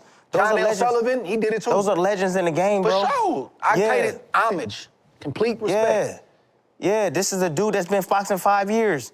Look what I've done in 5 years, bro. You ain't done nothing in the sport, bro. Just gotta know what it is, though. I just understand it. Like, All right, you know, Well, it's a lot of rah-rah. I'm not, man, come on, man. I'm not trying to hear all that. I'm gonna tell you what Nazeem told me. Nazeem Richardson, man. My guy, man. anyways, got you. Listen. Nazeem say, I hear what you're saying, but I'm too busy watching what you're doing. I don't get caught up in the rah-rah. I know what I'm looking at, brother. It may fool that crowd, but it's not fooling this crowd. So me personally, I ain't saying my view is right. I'm just saying the way I see it, it's kind of, I try to fight for balance. Like, I see what you're doing, but also, bro, I respect the hustle. You got these people to come over here and buy this? Respect. Yeah. I'm not a person that's like, if you get out of line, start talking about this fighter can't beat me, I'm the face of boxing, then you're gonna hear me say something now because we really do this and we have really done this. And there's fighters that's still doing it. And we really took the licks. It wasn't part-time, it was full-time. So then you may hear me speak up, but in terms of your money and what you're doing, and if him and Mike can put something together like that and Mike can get a shot in the arm financially like that, for that kind of fight, knowing what we gotta do for money in boxing, knowing the type of punishment you gotta take even if you win, man, brother, go on, get your money, brother. At that age, man, Mike, go on, get your money. Get your money, Mike. Mike should be embarrassed. Why? He should be embarrassed, bro. Jake Paul got his name on his resume. He should be embarrassed. Period. Keep it real with me, bro. Money, bro, listen Keep to it me. real with me. No, keep it Go ahead. real with Go me, ahead. bro. Go Keep it ahead. real Let's with go. me. Keep Let's it real go. with me. Try to put yourself in Mike Tyson's shoes. They hit you, and I don't know the numbers for sure, but I'm gonna just throw these numbers out. Hey, man, it's this Jake Paul kid, man. You know, he wanna fight you. I ain't fighting that kid. Hey, man, it's probably 40 on the table, probably 50. You gotta get in shape, though. You got about 6 months to get in shape, though. Man, you bring that old Mike Tyson aura back, like, you know, they'll probably buy it. You telling me you wouldn't take that fight and get that 40 piece? No. If I know that I can't beat him, no, I wouldn't take it. He believed he can beat him. Stop, man. Brother, Stop. The he's dude a- was in there biting his glove, bruh. Like, Mike was in there biting his glove, bro. What? You mean to tell me that Mike Come Tyson, on, the bro. same way you was talking greasy a few minutes ago? Nah, bro. About, I'm ready. Bruh. Mike, you gonna feel like that when you 60, I promise you. You. There's one thing, right? There's one thing to think you can do it, but it's another thing to show it, Sometimes Dre. you find out they're not in a fight. Nah, hell no. You find that out in sparring. If you being honest with yourself. You find out, you got people, honest But people you- around your ass Yeah, but telling you, you hey, can get you easy- look trash. you can get easy Hey, sparring, bro, though, you to look give you- trash. I don't know, bro. No, you don't get easy sparring for that. Hey, you ain't gonna take that 40 piece? No, to lose? Hell He no. didn't think he was gonna lose and Hell look no, like that. Jay. Mike believed that. Come on, man. Listen, either Mike is a good salesman or I sat there with him. I think he was 2 weeks out or something like that. I said, Mike, how you gonna do this? Listen, brother, losing is not an option. Listen to me. I believed it. I sure as hell didn't. And I believe, now look, now my other boxing brain was like, yeah, but Mike's 60 though. But the other part of me wanted to believe because it was Mike, but the other part of me was like, all right, but he's 60 though. Brother, listen, I think you're gonna take that 40 or 50 piece. No. Go out there and dance with Jake. Money don't move me like that, bro. Money don't move me like that, You're bro. gonna believe, you're gonna be disrespected that he called your name. Who? If you Mike Tyson and he's called, I wanna fight Mike, you're gonna feel disrespected that he would even put your name in his mouth. Dre, I tell you all the time, man. Talk to me. Look, I might be reckless, but at the same time, I'm calculated, bro. You ain't gonna take that 50 piece, 40 piece? I'm calculated. I'm not finna go out there and embarrass my sport, having all these people betting money on me to win a fight and go out there and do what I did. I can't do it, not for money, bro. Not for money. Money don't mean that much to me, man. My dignity, what I have internal, bro, that means more to me, bro. Being a man, being a fighter, being a warrior, bro. And if I want to go in there and put that type of performance on and I can't get it done against that guy right there, bro, I'm not putting full. I don't care how much money it is. I'm not gonna do that, Mike bro. figured it out, it was too late. The fight had already started. Well, I get it. I understand that. How much you say you fought your fight with Junior with it? You 45,000. fought a championship fight for 45,000. That's why I told you. You ain't gonna take a 40 piece?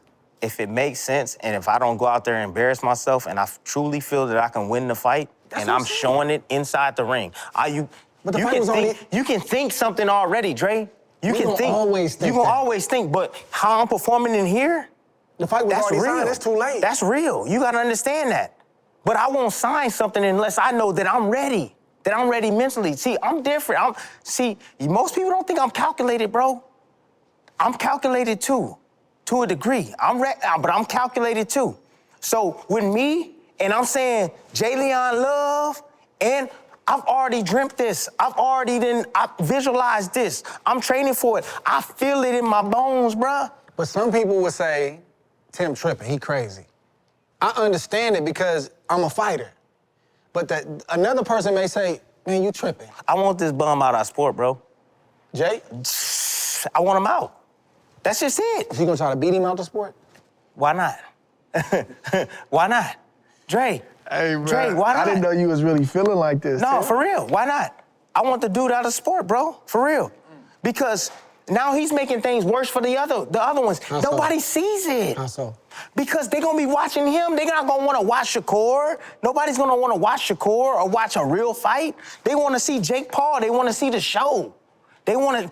He's taking their imagination, he's dumbing down the people, the casuals too, and he's putting on these damn shows and, oh, man, he fighting Mike Tyson. Mike Tyson got a chance and all this stuff. When you have a cold fighter in Shakur Stevenson, dog, that everybody's gonna look at and be like, well, he's all right.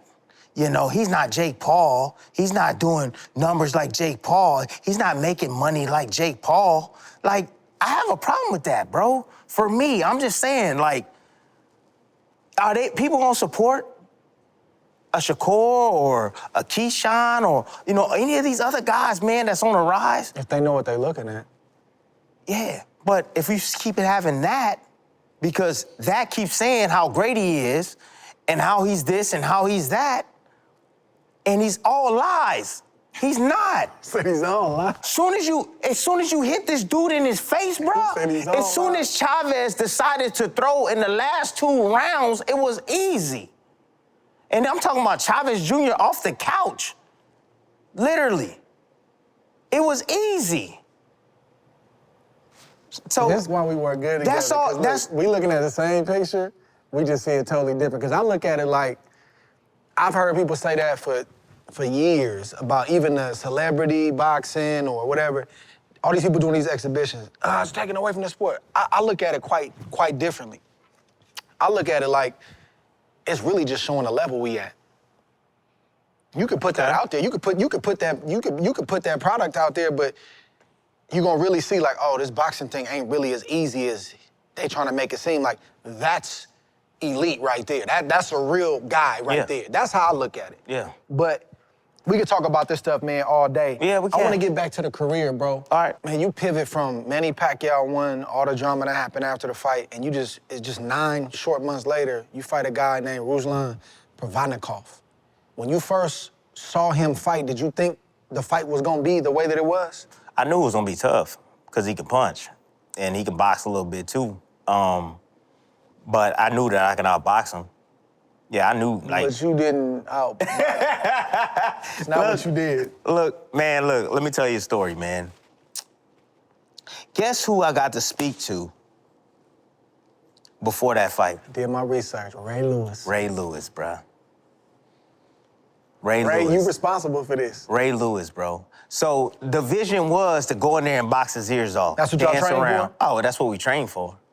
But when Ray Lewis told me how I can get my fans back, how I can change my career, is by showing what I'm made of internally. He gave you that football talk for a boxing match. Bruh. Ray. Hey, Why you do that, Ray? Thank you, Ray. Hey. What do you say? It's bittersweet, man. Yeah. This is in the locker room? Yeah, in the locker room. So FaceTime, bro. Oh, he hit you with the face. Yeah, it was a FaceTime, man. He was like, you go out there, you know, you get an opportunity. A lot of people don't have these type of opportunities. So you get opportunities to show people what you made of. Show people why you here, you know? Show them your talent. If you do that and you put it all out there, they gonna love you. You know, and I was like, and I was desperate because at that point, my name was Mud, bro. You know? I look back at that situation, man, and I say, damn, what could I have done, man? But then I say to myself, then that won't be fair to me. So if I get a belt back, I look like a hero. But then that won't be fair to me because I felt I won the fight.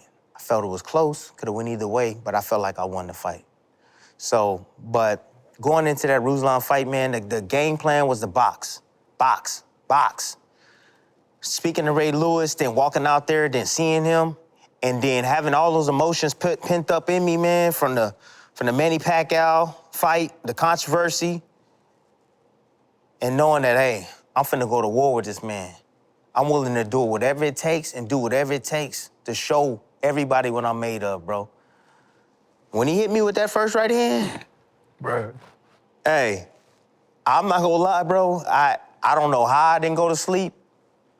I should have been knocked out with that first right hand. I knew from that point on, I knew it's gonna be a tough fight. I'll tell you another thing that many people don't really know. I struggled making weight that fight. You said that 9 months in between. Well, I ballooned up. You know, I'm eating all them Twinkies and... You dealing with yeah. You know, so I blew up in weight and I had a certain amount of time, 8 weeks, to get ready for a fight and drop off. Yeah, and drop off close to 30 pounds off this frame. And so I'm about 180 and I've got to tear it down in 8 weeks, and I didn't do it properly. Many people don't realize that. And the day of the weigh-ins, I was 10 pounds overweight. And I had to bring in a specialist to come help me make that weight. So I was drained, not gonna lie, but I didn't give a damn at all, that fight. I did not care, bro. There was moments where I did feel like quitting. There was moments where I didn't even know I was in the fight. Like, I was just on autopilot, bro. You know, I'm in the 10th round thinking it's the second round. Come on, bro. Yeah. What round is it? Man, we going to 10th. What? It ain't the second round? No, what? Where are you? There was times where, like, I didn't come back to, like, life, to reality, to 30 seconds. Go watch that fight, bro. I'm sitting there and I'm looking at Joel, and he's looking at me, and he's talking to me, hey, man, you gotta fight. And I'm like, and I'm stuck. And then he's shaking my head, and then I'm back. Then I'm like, what you want me to do? Box? Okay. And then you see me react. He's a very vocal coach. He's loud. He talks a lot in the corner. So I know he was probably losing his mind because you didn't give him the memo that you wasn't gonna box, right? Before the first bell rang? He had a feeling. He had a feeling because he saw the change in my eyes. And he said that to me personally. He had a feeling. But the amount of damage that I took in that fight shortened my career. So, you know, again, bitter and sweet, boosted my career. So, like, every fighter, there's always a memorable fight. Yours is Kovalev. Memorable fight, bro. You know, showing that undeniable will and determination to win. You know, getting up off the canvas, peeling yourself off the canvas, and going to get that win and stepping towards that line, right? Same thing here, man. You know, this was my fight that highlights my career. This is the fight that everybody remembers most. They don't remember the Manny Pacquiao fights or the Marquez, you know, boxing lesson I put on him. By the way, that Marquez fight was easy money. And Marquez, you said that I didn't want to rematch. You lying, because we offered you the rematch and you turned it down. So, yeah. But anyways, shoot.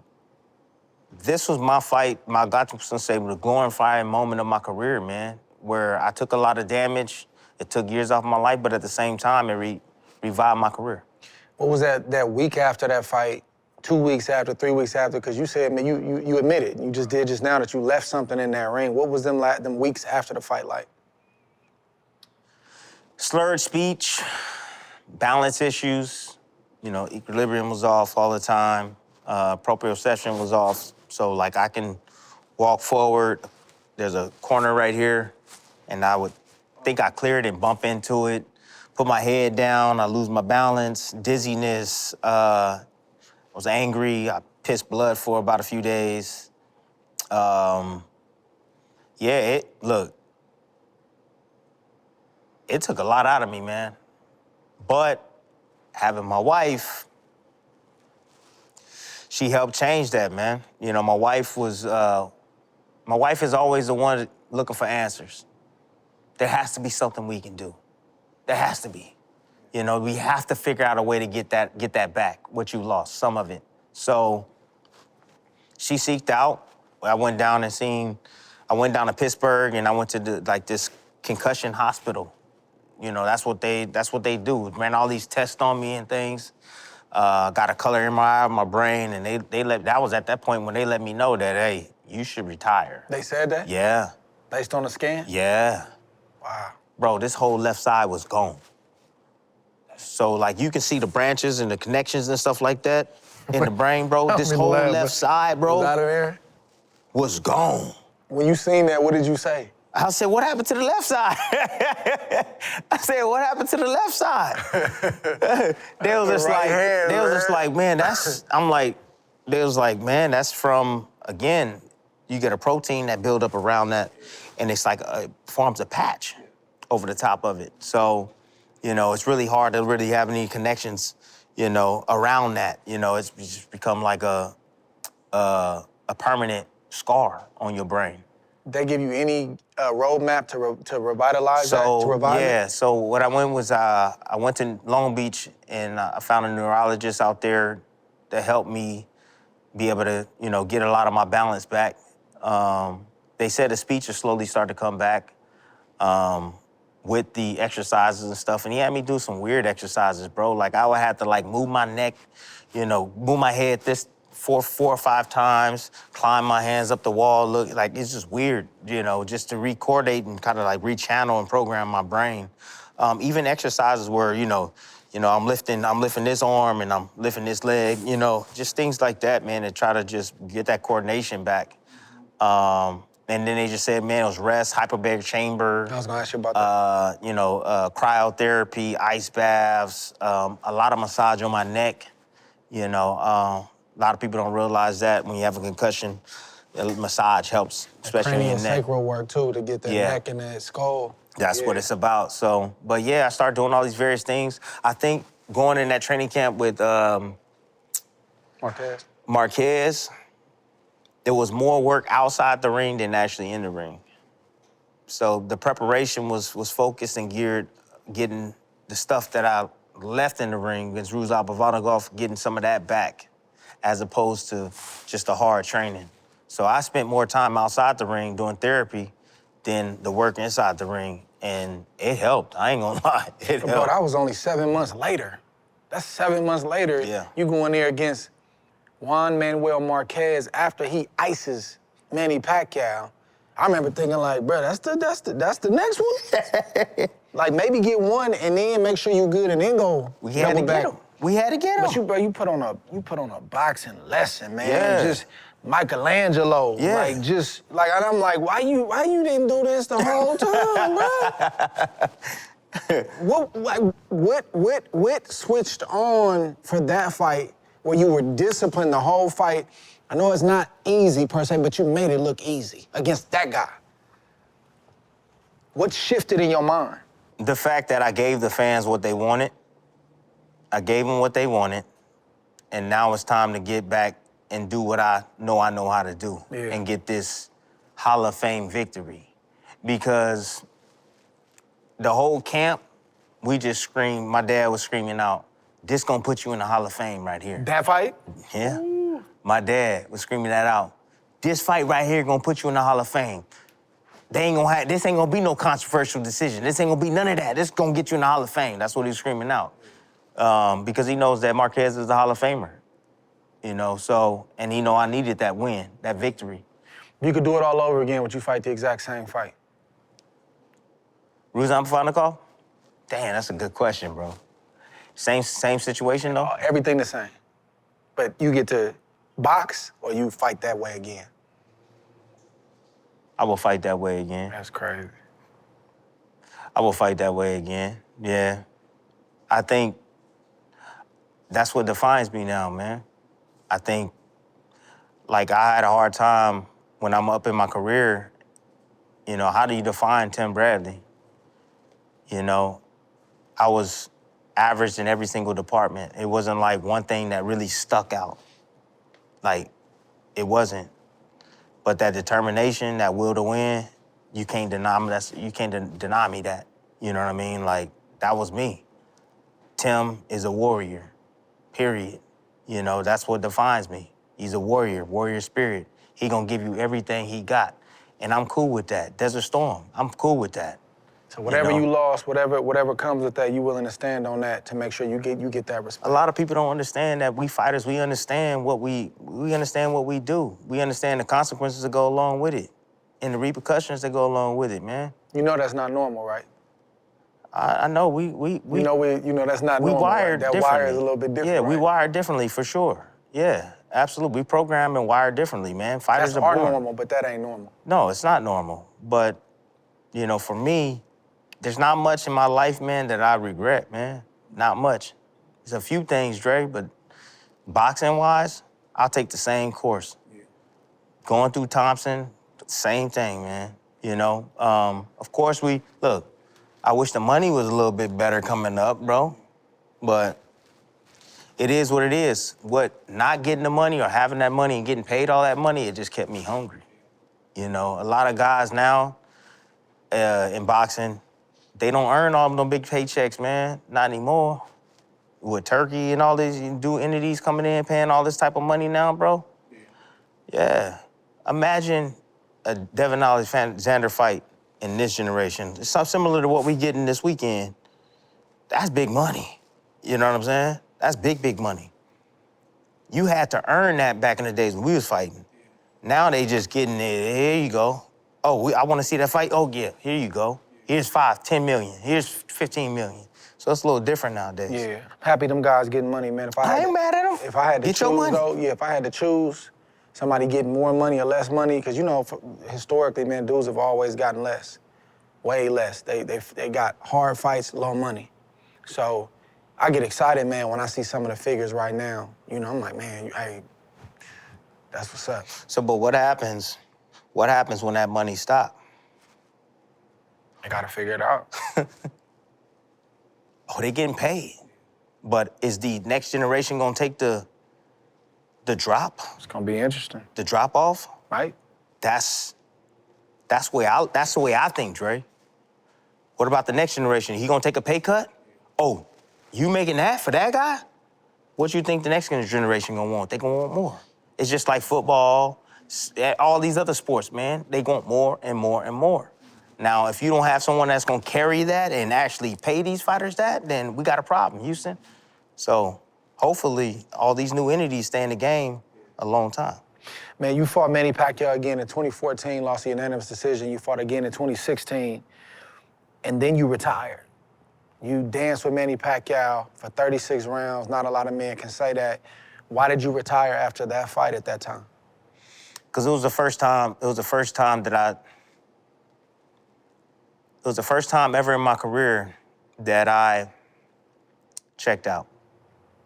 During the fight or in preparation for the fight? During the fight. Wait, what round did that happen? Probably around the 9th, when I got dropped the second time. It was the 9th or 10th I got dropped by Manny for the second time. That was the first time that I ever stopped really trying to win. Usually I would fight all the way to the end, no matter what's going on. But I knew then, I was like saying to myself, like, if it's that easy right now for me to quit, then I know moving forward, you know, I kind of lost that psychological edge and always pushing and, you know, no matter what, I was like, I'm gonna end up getting hurt. So, and towards the back end of my career, I was finding myself more and more spending time at the hospital after my fights. Yeah. So I had Diego Chavez, I had the big old hematoma on my eye, had a broken eye socket, fought with a broken eye socket, yeah. Fought with a broken rib, broken hand. Like, bro, this is a gladiator sport. That's what it is. We have to fight through that type of stuff. Ain't no going back to no damn locker room and then coming out, oh, he's all right, we gave him a little shot. Nah. Yeah, boxing is a different sport, but I want to say that I just felt like I started feeling less and less of myself. And I felt like if I couldn't compete at the highest level, that there's no need for me to continue. You know, I'm not finna just be ducking and dodging or this guy or that guy or, oh, I think I could be, nah. So that's the reason why I was just like, you know what, I've done enough. I put enough away. My wife made sure of that. And, you know, before I retired, I asked her for 3 things. That was it, 3 things. And I said, if you can honor these 3 things, then I said, I'm good. And it's simple. I said, 4 or 5-star hotels, first-class plane tickets, excellent food. If I want to go to a steakhouse, when I want to go, don't matter, spend $1,000 there, whatever it is. I gotta have those 3 things. I feel that I've earned it. I put in enough work to be able to earn that right to have those 3 things of comfort. And that's it. And my wife said, done. I don't need the fast cars. I don't need all the watch. I don't need all the jewelries. I don't need none of that material. Those 3 things right there, I can live with. I'm good. Yeah. Man, you had a successful transition post-career to broadcasting. Y'all own multiple businesses, real estate, all the stuff, man. How did that happen? Like, what's the blueprint to make that happen? Because a lot of us don't do that. We end our careers and the money is gone just as fast as the career is. Well, a lot of fighters, we don't, look, a lot of fighters, man, we come from humble beginnings, bro. And as you know, financial literacy is something that you gotta learn and pick up. It's not like they teach it in school either. They don't teach it in school. I don't understand why they don't teach it in school. I don't get it. School system needs to, Other countries do, though. They need to change it, bro. They still reading To Kill a Mockingbird, bro. Like, I read that years ago. They still reading that. I know we got better books and other books that they can read. But anyways, so early in my career, I made a mistake. I got, I want to say, about $150,000, paid up all off my debt, so on and so forth, but I wasn't incorporated. Anybody that know anything about being incorporated, you know, you have to get certain write-offs you can write off, you know, you get the loan form, you write off some things. So I wasn't incorporated. So at the end of the year, I owed a lot in taxes. So I had to pay about $60,000 in taxes or so, some odd, you know. And I felt like I was getting close to that, to not having money, man, you know. So from there, I started making more and more money. And I had another tax person that I had to affiliate myself with. And I basically made more money than what they can handle. So then I had to seek out and find another CPA that knew what to do with big money. Right. Found this guy from a friend of my wife's, New Yorker, Jewish guy, gotta say that. Knows how to keep that money. But the only way I was gonna work with him is he had to teach me where to put my money and how. Make it grow. To make it grow. That was the only way. You hear too many stories of just trusting people and giving them money and letting them do what they supposed to do, and they end up getting robbed. Too many athletes, right? So once he said, yeah, then he started showing me how to invest my money, where to put my money. And that's how I was able to pick up that financial literacy that a lot of fighters don't have, because I had a guy actually teach me. Teach you the game. So, you know, from life insurance policies, you know, to IRAs, you know, SEP and Roth, you name it, man. You know, some people like the 401k, you know. Real estate was a big one, too. Stock market's another big one, you know. He taught me how to, you know, trade stocks as well, you know. So, but that's how I was able to pick it up. But it was all about first getting incorporated, and then little by little, man, just growing, you know, my literacy in financial. Why you never fought Floyd Mayweather? Was that ever an option? It was, somewhat. I don't want to say, you know what, let me take that back, because people they take your words. If you leave an open ending, then they'll think what they want. So it was a verbal agreement or a verbal option. I got that phone call. Tim, you want to fight Floyd? $8 million. Don't sign to fight Manny Pacquiao. $8 million. Fight Floyd. I'm like, oh, okay. Well, wire me $4 million. Pay me $4 million when I get in the ring with Mayweather. By this time, I'm a veteran in the game. People, hey, they make promises, false promises all the time. Right. Yeah, I'm not no fool. So as soon as they didn't give me the money or wire me the money, I knew it wasn't real. But I've always wanted to fight Floyd. Always wanted to fight Floyd. I'm glad your boy Berto got it, though. But I would have loved to fight Floyd Mayweather. Yeah, I always wondered about that. Yeah. Man, a couple more, man. We had a 6-7 year run at ESPN, man, from like 2017. I think he went to 2024. My contract ended in 2023. We didn't renew. I moved on. Y'all stayed another year and some change. Man, we had a lot of good times, bro. We had a cold run at ESPN, man. We had a great team. Yeah. You know, our lead, Mike McQuaid. Yep. Bernardo Osuna. Yep. Mark Kriegel. Joe Tessitore. Lynn. You know, Lynn, just everybody behind the scenes and everybody that was on camera. From time to time, we had Christina Pancha come over. But we had a good run. Yeah, Aladdin, Mike. All that. Yeah. Yeah. Yeah, man, it was tough. You know, like, bro, I'm not gonna lie, bro. I shed some tears, I ain't gonna lie. Yeah, oh, yeah, bro. You know, because I felt like it was a perfect combination. You know, yin and yang, and all of a sudden it was gone. But now it's like, now I'm faced with a task. Now I gotta hold it down by myself. Yeah. Usually you know, you got teammates, you can, you know, some days you do a lot of heavy lifting, some days I do a lot of heavy lifting, but I didn't have that. I was thinking to myself like, man, this is gonna be difficult, you know?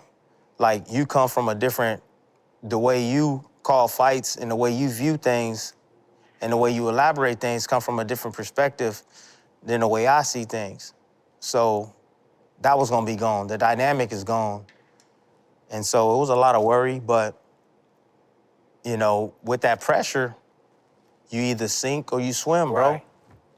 And, you know, I started little by little, man, growing in that position. You know, one of the things that I remember you saying is that, hey, this is an opportunity for you to grow your craft, bro, and, like, become solid, like, legit. And I remember you telling me that.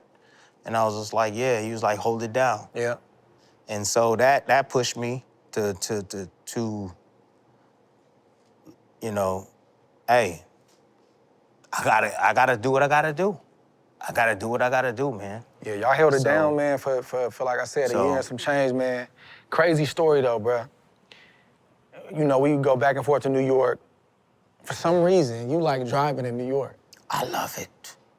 I would never get a rental car in New York. I love New You York. get a rental car. Yeah. You know where I'm going to.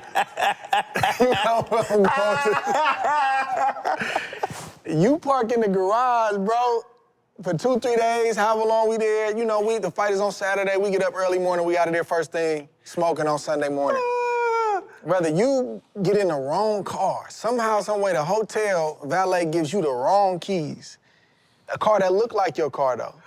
Right. You get in the car, you said, man, it smell like weed. I said, that wasn't a sign? You was like, nah, I had to go. I had to catch a flight. Did you say it was weed in the trunk, or was it just smelled like weed? It smelled like weed. But you pull up to the airport, you don't take the car back to the rental place because you late. You drop the car and leave the car right there in front of the airport, bruh. They finally get the car, they like, Mr. Bradley, this is not even our car. Like, what happened, bruh? That's kind of stuff that happen all the time, but tell me about that. I ain't never forgot that. Bruh, I'm the one that gave you this gym information, bro, and the gym information here, and I went to the wrong boxing club, bro. Me and directions, bro, we don't get along, bro. Hey. Listen, I was late. I didn't want to be late to the airport and miss my flight. It's about 3 in the morning, 4 in the morning, something like that. Yeah, I got up late, but I lost my ticket. Your ballet. Yeah, I lost it. And so I'm trying to, if you know anything about New York, man, you know, it's multiverse, right? It's a lot. So I had a guy that didn't really speak English. So I'm Puerto Rican probably guy. I'm saying to him like, hey, man, I know what it looked like. So I'm going through there looking and trying to help him find my car. And I'm like, that's it, right there, that's it. I gotta go, let's go, that's it. So he pulls it down and I take it, bro, and I get in the car and I'm thinking to myself, I'm like, it smells like weed in here. Maybe this ain't my car. But at the same time, I'm thinking maybe somebody here that work here took it for a joyride and smoked some weed or something in it. So I'm thinking that too. I'm hoping that, right? But as I'm driving, Dre, Something don't feel right. No, as I'm driving, I'm thinking to myself, this ain't my car. This ain't my car. But you ain't stopped though. This ain't my car. Dre, I couldn't be late. I gotta get to this flight. Dre, I couldn't be late. So I do, but Dre, but there's one thing I gotta correct you on. I did get to the rental-car spot. Okay. I did. But this was it. You know, usually they wait for you and then they come over there and they beep the car.